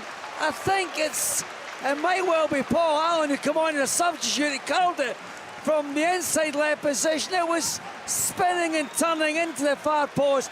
It did Dunfermline ahead at East End Park against Airdrie. What a game, what a goal! They were absolutely tremendous last season. Thank you very much indeed to Chick Young there. So they are ahead of Dunfermline. Yes. Big change at McDermott Park. Alex Lowry, who signed yesterday from Rangers, comes on. Callum Newenoff, the young midfield player from Australia, goes off. Lowry looks as if he's playing just off of Shanklin, so in that number 10 role. What do you make of that move, Alan? Brilliant for him. I think he's a really good player. And I think the silence from Hibs fans yesterday on social media told you that. I think he's a really good player. You know, I think he could have gone, with the exception of Celtic, I think he could have played in any other teams. I think he's a top talent. Yeah, really interested to see how he develops. So just confirmation, as Chick saying, that Paul Allen with that goal, Dunfermline 2, Airdrie 1. Stirling Albion have gone ahead at home to Edinburgh City. Paul Allen Cameron Clark with a goal there on 69 minutes. So as things stand, Dundee 0, Motherwell 1, Livingston 0, Aberdeen 0, St Johnstone 0, Hearts 0. In the Championship, Dunfermline 2, Airdrie 1, Inverness Carry Thistle 0, Queen's Park 2, Morton 1, Ayr United 1, Partick Thistle 2, Wraith Rovers 0. In League 1, Falkirk 2, Annan Athletic 0, Hamilton Accies 1, Cove Rangers 0, Montrose 0, Kelty Hearts 0, Queen of the South 2, Alloa 4. As I was just saying, it's now Stirling Albion 1, Edinburgh City 0, and in League 2, Bonnyrigg 0, Dumbarton 1, East Fife 0, Peterhead 2, Elgin City 0, Stranraer 1. Spartans have equalised at home to Clyde, that's now 1 apiece. Stenhousemuir 0, Forfar 0 in that game. Jamie Dishington with a goal for Spartans there on 69 minutes. Was that something happening in your game, Willie? Yeah, it was Montano who took a really nasty one from Nicky Devlin down the right-hand side. Devlin always going to be second to the ball, but didn't hold up, went in, got himself booked for the challenge, rightly so. And Montano looks as though he's struggling down there. The physio's on, having a look at his ankle, but it was a really nasty one from the Aberdeen players. It was, really poor challenge, because he's got an awful lot of ground to make up, and he was never favourite for the ball, Devlin. Yeah. I think it was incredible in that game, Willie. 65 minutes played, not one shot on target. Yeah, you're feeling sorry for me. We're starting to. I mean, that's dreadful, isn't it? It is. It's just an awful game of football, if you can call it football. The ball's in the air most of the game. There's very little room to pass the ball. Whenever a player gets it, there's someone right on top of him. It's ugly. It's ugly football. If someone is going to take the full 3 points, then it'll be hard fought. But it's not pleasant in the eye, believe me. That 4.5 hours journey, Alan, I'm now thinking should have bothered. After watching it. Cycling, Willie. Yeah. You're staying down, are you? No, I'll need to go back up. I'm hoping it's not going to take me quite as long. What's on telly tonight? Didn't drive through Perth City Centre and like you did on the way down by the looks at it. Montrose 0, Kelty Hearts 1, Lewis Moore with a goal there on 70 minutes. Talk to us then, Willie, from an Aberdeen perspective, what is the problem? Is it a lack of creativity? What are you putting this down to today? Well, it's looking very much like, I don't even think that they're really trying. I think they've made their mind up to play a simple game. Because of the surface, because of how Livingston play. Livingston don't give you an awful lot of room. Barry would obviously had them watched as well. They've had a couple of occasions where they've managed to get a little bit of time and pass the ball, but it's just been, both teams have just resorted to playing it long and playing 2 up front. As I said, they both get the same formation, 3-5-2. And so far, although there's a ball into the box here, but nothing comes of it, no shots at goals, no near misses really, just probably the one in the first half for Livingston. For Aberdeen, they'll be looking to improve in this performance, that's for sure. Yeah, we were talking earlier on. Goal! Kenny Surrey, Dundee, you can hear the noise around me, they've got an equaliser. If it was going to come, it was always going to involve Luke McCowan. Papsawari, he allows him back onto his left foot, he's done it 2 or 3 times. He can't, he's so good on his left foot, he chops back on the right hand side onto his left foot. It's a deep cross to the back post, and I think it's young Lyle Cameron, they linked up earlier on.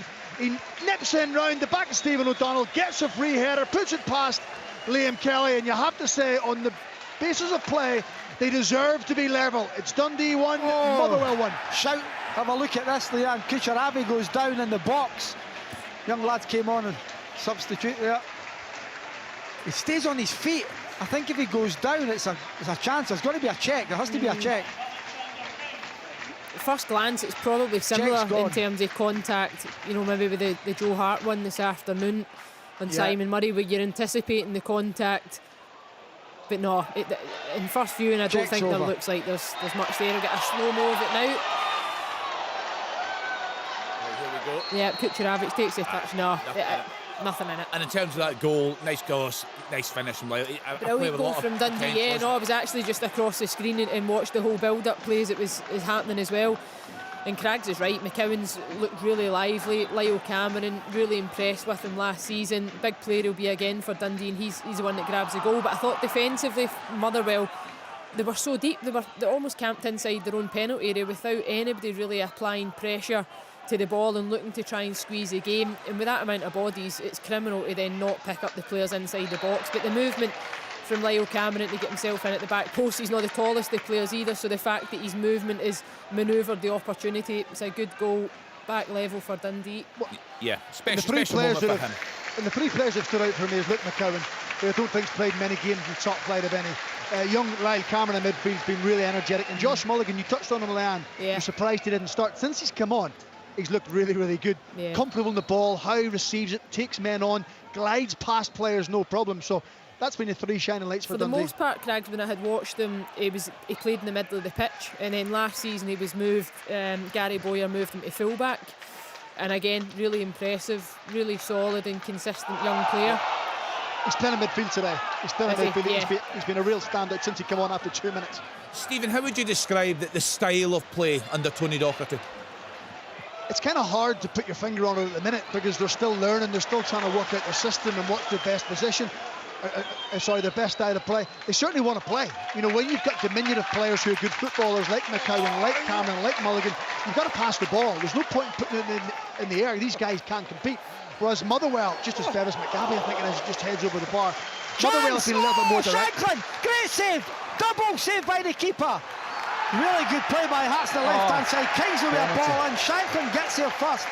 Brilliant save by the keeper, knocks it out.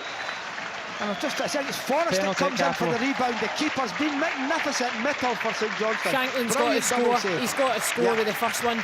Great delivery, great movement as well, but he just drags it with the left foot. Goalkeeper does magnificently well.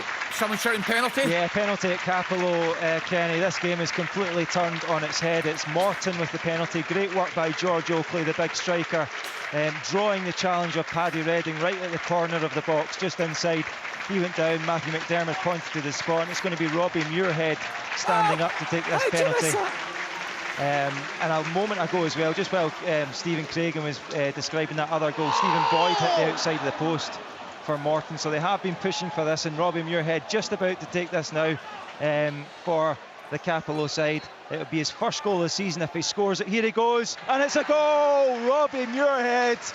He struts away in front of the fans. Not much of a celebration, nice and calm, high into the roof of the net. Morton 2, Ayr United 1.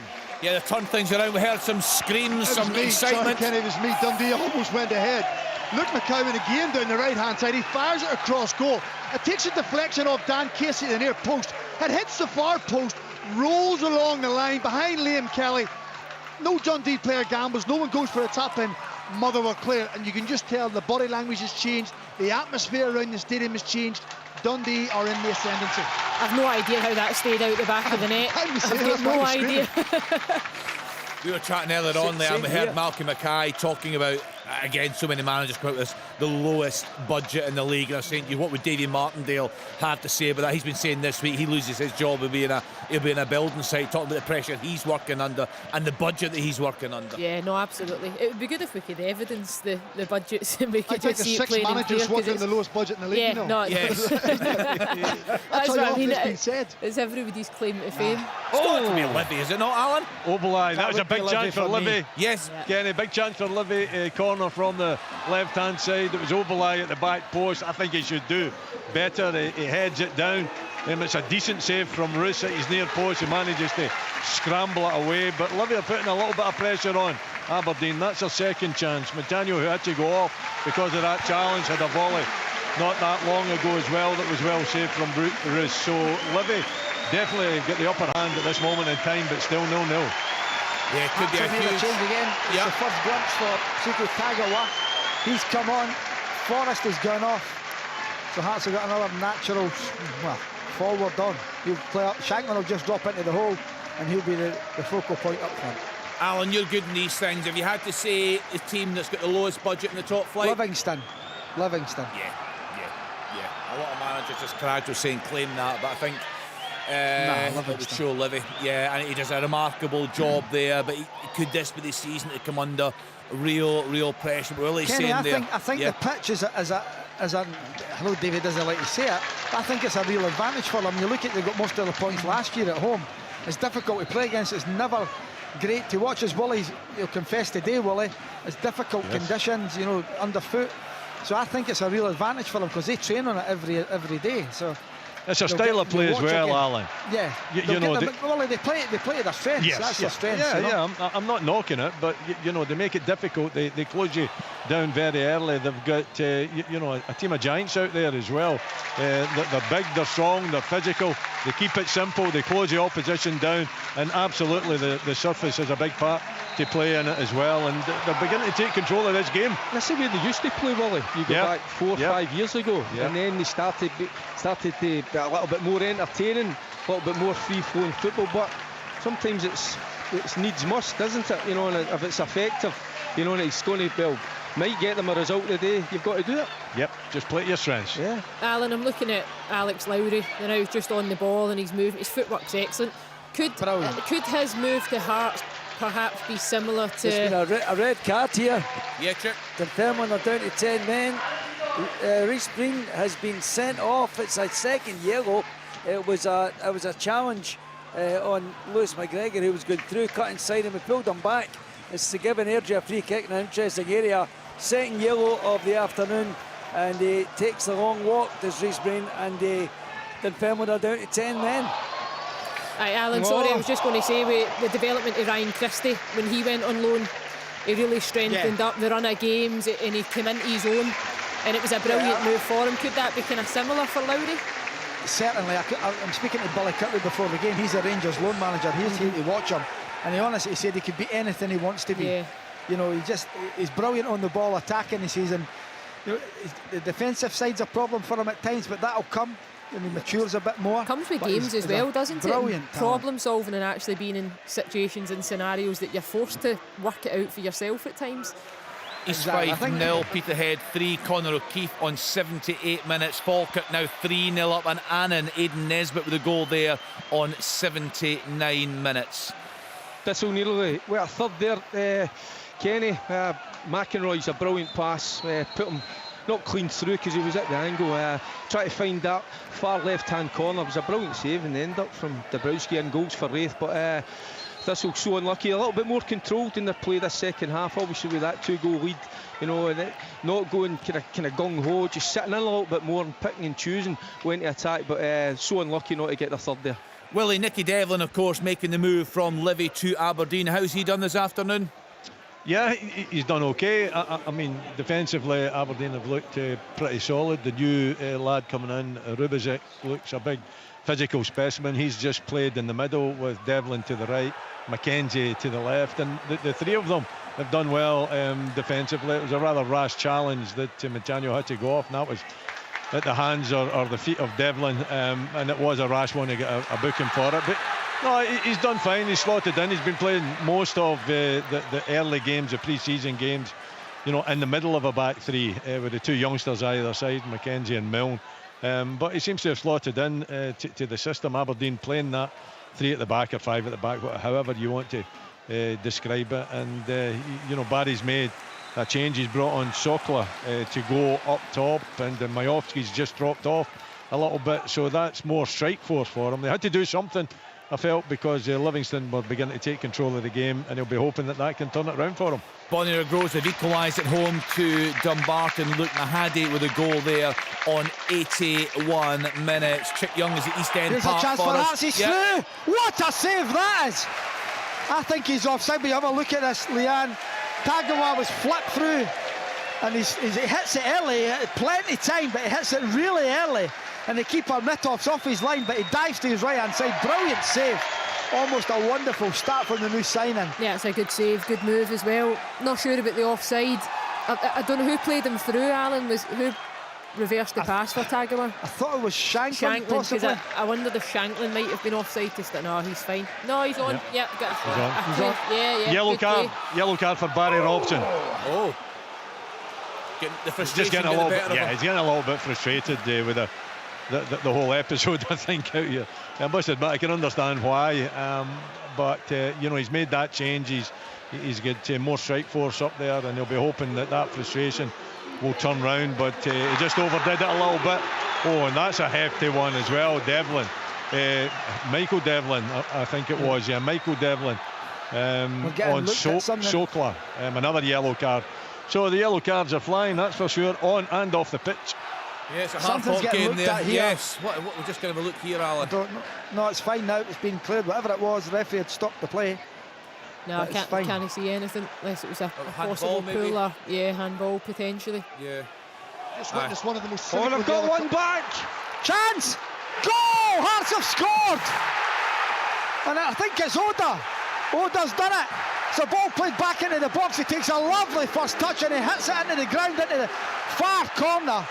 75 minutes on the clock. St Johnstone 0, Hearts 1. Oda. Yeah, it's a good finish. I just wondered if he looked offside as the ball came back in, Alan, but I could be wrong. Does really well though.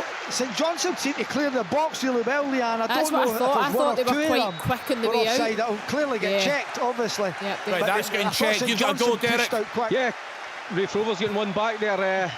It was just Easton, just the edge of the box, and he went past one player and he just hit it hard and low, and I'm not sure whether the keeper maybe should have done a little bit better. It doesn't matter, so it gets Raith right back into this. You know, 1 minute, you know, Adeloy brings out a brilliant save of Dabrowski. 3-0, game's done and dusted.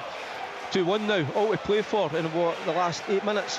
Botibiabi has put Kelty Hearts 2-0 up away at Montrose. That goal coming on 84 minutes. Cove Rangers down to 10 men away to Hamilton Accies. Paul McGowan sent off on 82 there's a check, minutes. Kenny here.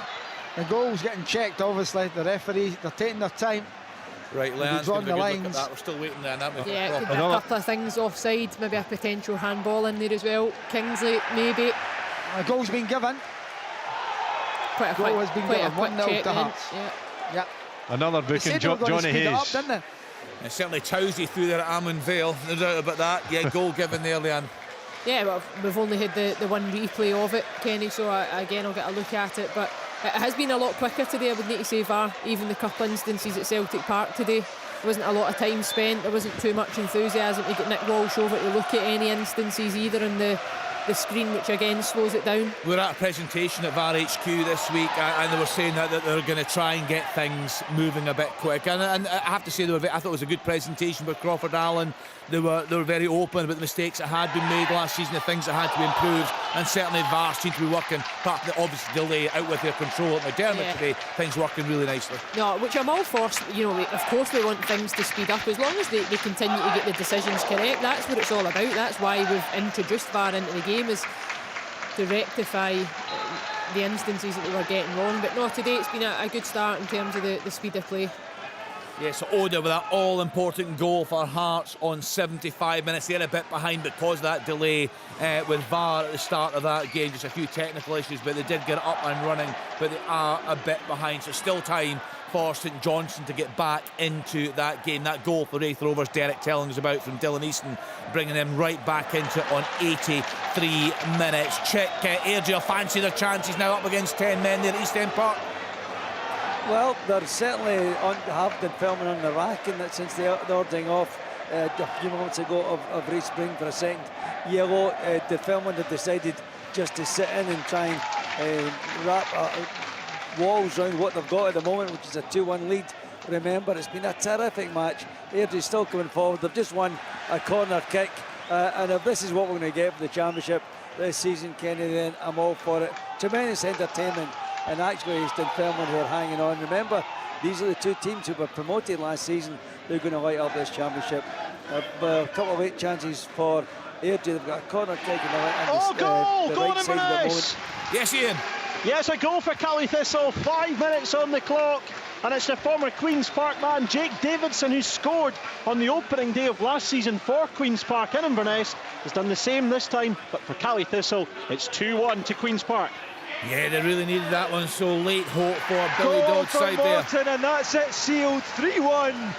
Stephen Boyd, what a lovely deft finish into the bottom left-hand corner. The cross from the substitute Jack Bairn, the youngster, the English youngster. Yes, Stephen Boyd making it 3-1 for Morton. They've come from behind. And it's 3-1 to Morton at Capel. Oh, big chance for Duke.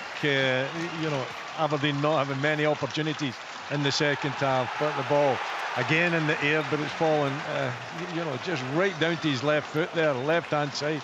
He's got to at least hit the target. In fact, he should be going for the far post, not the near post.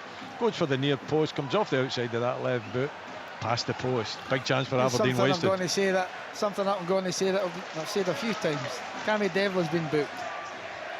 Just pulls down the St Johnstone player, Graham Carey. He's running away from him. Unbelievable. I just seen that. Pointless, isn't it? It's almost petulance, isn't it? Yeah. It gets close enough and probably could keep tracking the run, but it's lazy as well just to then succumb to pulling a jersey. Kenny Crawford, what a result that is for Morton. Honestly, I thought they were out of it. As soon as Ayr United scored, I thought they would just go on and take it by the scruff of the neck, but it's been a brilliant comeback, and do you know who's been at the heart of it? Robbie Crawford, and I'm not just saying that because he's a Crawford, no relation. He's been absolutely brilliant. Dynamo in the middle of the park, his 4th goal of the season to start off the comeback. George Oakley was really good as well in winning the penalty, and then with only 3 guys on the bench, the 3 guys have come on and been really instrumental. That's what I was going to say, Kenny. 3 players on the bench. Yeah, and one of them came on as Alan Powers. He's been really good, adding a bit of composure and tidy passing in the midfield as well. But what a brilliant start. There's a chance. Oh, they've levelled.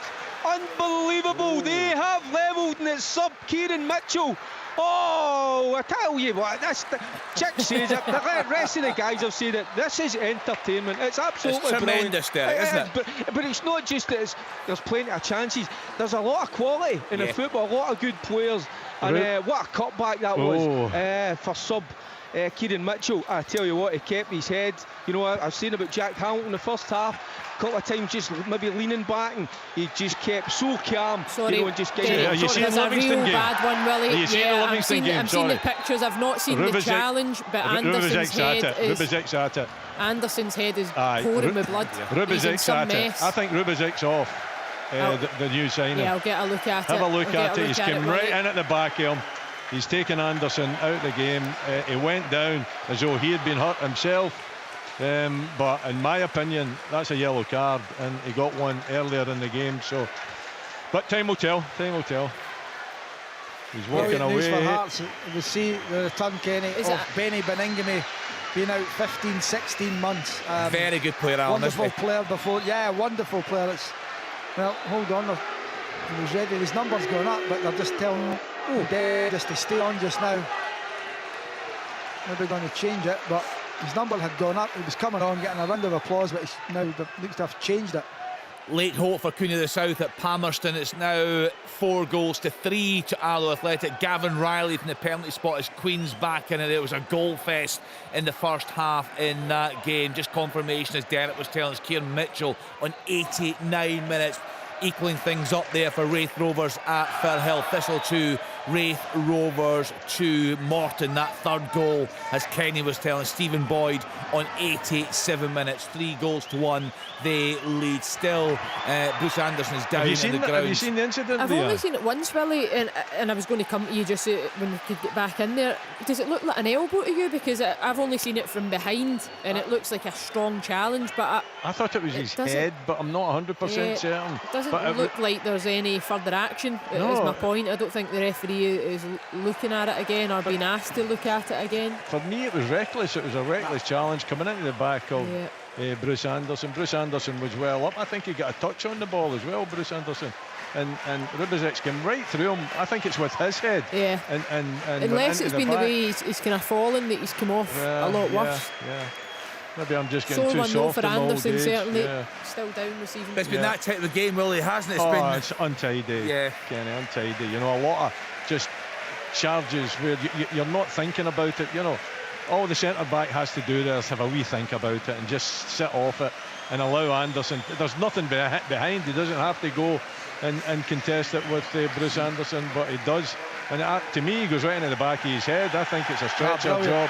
I would like to see it again to make a definitive answer to the question.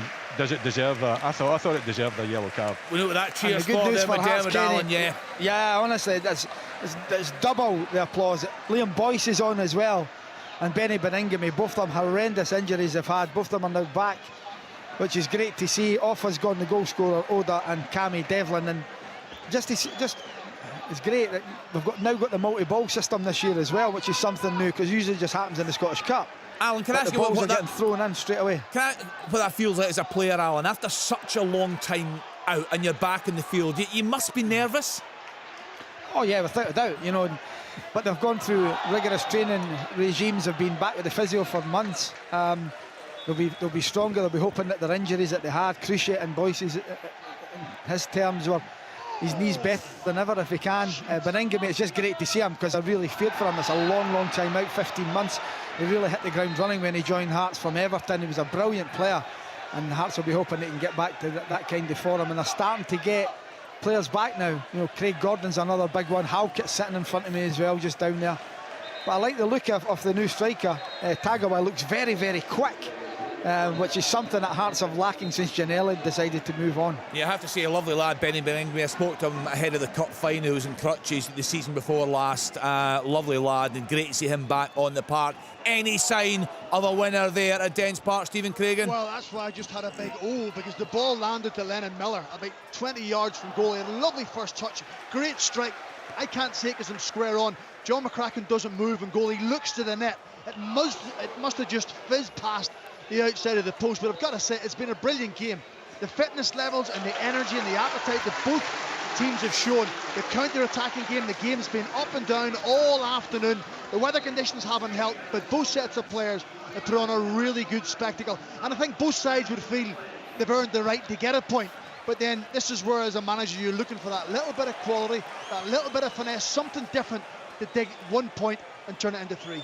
Full-time scores coming in: Falkirk 3, Annan Athletic 0, Stirling Albion 1, Edinburgh City 0, Bonnyrigg Rose 1, Dumbarton 1. That's the latest scores. Full-times in for you on Sports Sound this afternoon. So the 3 games in the top flight still playing. The game at McDermott Park a bit behind there. Oda giving Hearts a valuable lead on 75 minutes. A terrible game through Almond Vale. Livingston 0, Aberdeen 0. And Stephen just telling us 1-1. Yes. Chance there. Good that. Liam Boyce has played through. Good save. The keeper for St John's has been magnificent. I've got to say that. He's had some wonderful saves. That one was sort of bread and butter for a keeper. Good hit from Boyce with his left foot. Good save. And also Stephen just telling us here, looking for a winner at Dens Park. Very difficult conditions. The water having to get taken off the pitch at several points in the first half there. Conditions now a wee bit better. It's one apiece. Lyle Cameron equalising the goal from Theo Blair on 45 minutes there. Yes, Al. That's a corner whipped in by Lowry. Rowells makes the run to the front post, gets a flick on it. The keeper, wonderful save over the top of the bar. Stennismuir 0, Forfar 0. That's a full-time. Also full-time, the Spartans 1, Clyde 1, and full-time Montrose 0, Kelty Hearts 2, Elgin City 0, Stranraer 1.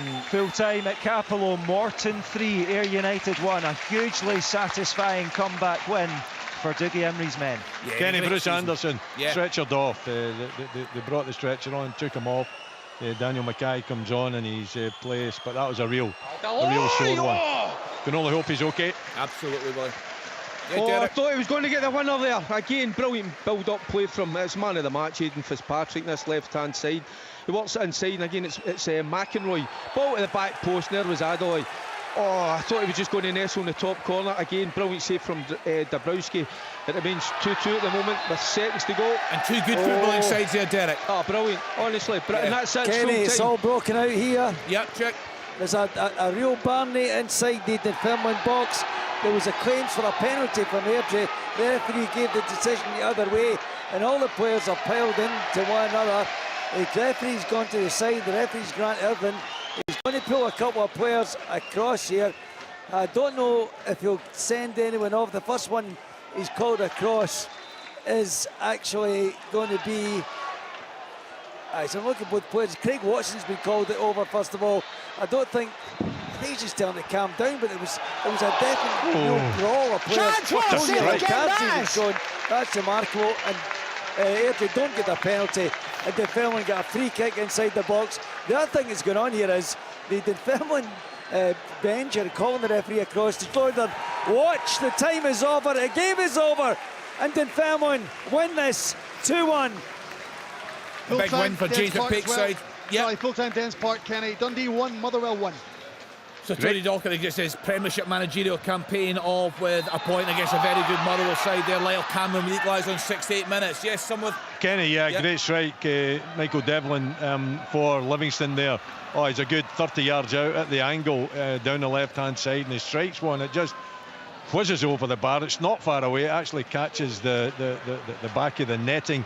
It looked very, very close indeed. A great effort from him, and a little bit of excitement to finish this game, perhaps. Yeah, much needed, that's for sure. Elgin City 0, Stranraer 1, a full-time score. Hamilton Accies beat Cove Rangers by 1-0. Cove had a goal chopped off early on and a man sent off late in the day there. So a good win. Yes. Cali Thistle 1, Queen's Park 2. Disappointing start for Billy Dodd's side there. They got that late goal through Jake Davidson in 86 minutes, but goals from Dom Thomas in 31, Thomas Robson in 48 gives Queen's Park an away victory there on the opening day of the league season. So in the Championship, Dunfermline 2, Airdrie 1, Inverness Cali Thistle 1, Queen's Park 2, Morton 3, Ayr United 1, Partick Thistle 2, Wraith Rovers 2. Last night a convincing 4-0 victory for Dundee United away at Arbroath. Again, the Championship off to an absolute flyer. We got the full-time scoreline from Dens Park. Dundee 1, Motherwell 1.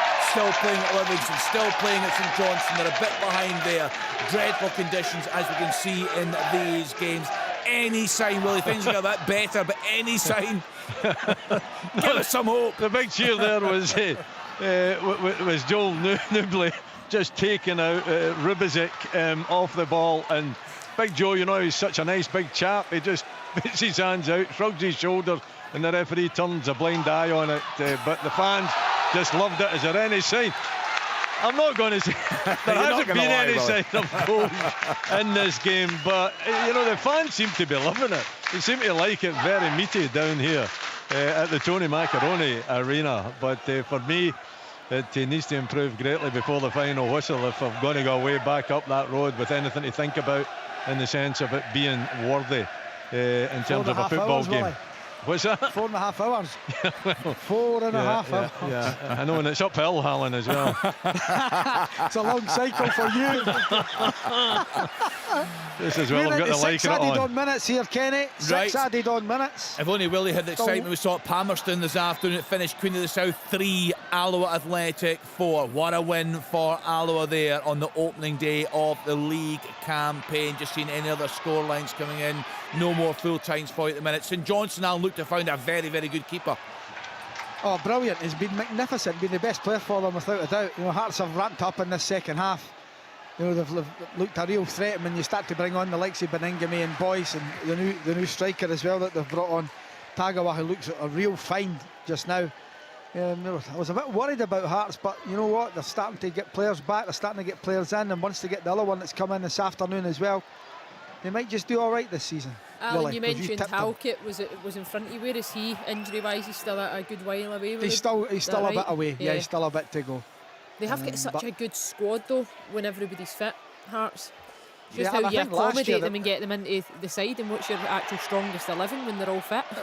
It was the Thursday, Sunday really, and I hope it doesn't happen to Aberdeen, Willie, sincerely I don't, but it caught up with them. It really did. They didn't have a strong enough squad with the injuries that they were getting. They were incredible injuries. Boyce is out, Beningame, as we touched on, Halkett, and I think Hearts, although Aberdeen making the managerial change, I think the game at Tannadice where they lost Halkett for a cruciate and Craig Gordon with his leg break, that was a turning point for me last season for them. It's also when you've got that squad and it's inflated as it is for European football, when you're then out of Europe, how do you keep all those players It's a good delivery, is it? Oh. And happy. Willie! Yeah, Willie. It was a good delivery from Clarkson. His deliveries are normally very well executed. It is, isn't it? And I think it's Majowski that's just a little bit really good shy of it. So difficult to defend. Games used to stop at 20 to 5 on a Saturday. Remember that? Yeah, how have we gone? How have we added 20 minutes? Even the Women's World Cup recently, I don't know if you've caught many of the games, but there's been 11 and 12 minutes added on in some of those games. There's now at that VAR meeting we were at, there's now going to be time added on for goal celebrations as well, so it's going to be even longer. Well, there's two clocks, isn't there? There's VAR time and then there's just you know, I don't know if I've told you this story. Way back when I was 12-year-old, I went to the States and I played in goal for Glasgow Select, and what they did over there was they had a big clock and they just stopped it. Whenever the game was not in play, the clock stopped. It's the right thing, isn't it? Oh, it was. I don't know. 13 when the game finished. Yeah, I know. Were you a decent keeper? Oh, that was pretty good, yeah. I was tall. I was tall. So still waiting on a goal there. Alan, how confident are you that Hearts will finish the better of the two Edinburgh sides this season? I think Lee Johnson signed about 9 players. Hearts have signed 4 or 5. So we'll just have to wait and see. Boyce is back with a book in. He's kicked the ball away. Stephen McLean's not happy. He's having a go at Frank McAvoy. They're not amused. This got to just be booted into the box. Yeah, Kenny, I think you're going to have to wait and see. This is the first. I've seen Hearts against Leeds last week, but it's a friendly match. This is the first competitive one. They're starting to get players back. They look good. Hibs had a terrific result on Thursday. Once the league settles down, we'll go through that question again. But they're always confident. We're into the 102nd minute at Livingston, Willie Miller. My, what a start to the season for you. I know. Oh, you never know. There might be some excitement towards the end. The ball's bouncing about in the Livy goal, but nothing. And thankfully, hallelujah, the final whistle. It finishes 0-0. Willie, producer Calmac just informed me that there was a game midweek that a goal was scored in 90 plus 21 minutes. Oh, wow. Boyce is clean through. There's 1-on-1 with the keeper. He squares it. Shankland, surely 2-0 Hearts. The goal's been given. Great finish, well, not easy finish. Good composure from Boyce. He picks his head up, rolls it square to Shanklin on his left foot. He's off and running in the league campaign. Boyce is back. Hearts have got 3 points, St Johnstone now Hearts 2. Yeah, fantastic for Hearts this afternoon. Looks like a big travelling support there as ever for the Jambos. Full-time scoreline East 5-0. Peterhead 3. So we'll just wait on that game finishing at McDermott Park. We brought you the team news earlier on from Rugby Park. That's a 5:15 kick-off. Kilmarnock against Rangers. We'll hear from both managers there. We'll hear from our pundits, and full commentary come from that game. We're on until 7:30 on Sports Sound for you this evening. We kicked off at midday today, and what a start for Celtic. You'd have to say Ross County decent at the start of that game, but Celtic's class shone through in the end, and a very, very comfortable win for Celtic in the end. 4-2 beating Ross County. Dundee drew one apiece. Full time at McDermott Park, St Johnstone 0, Hearts 2. Thank you very much indeed to Alan Preston and all the guys there. I'll bring you a full classified scores on Sports Sound right after the BBC Radio Scotland news at 5:03. On digital radio.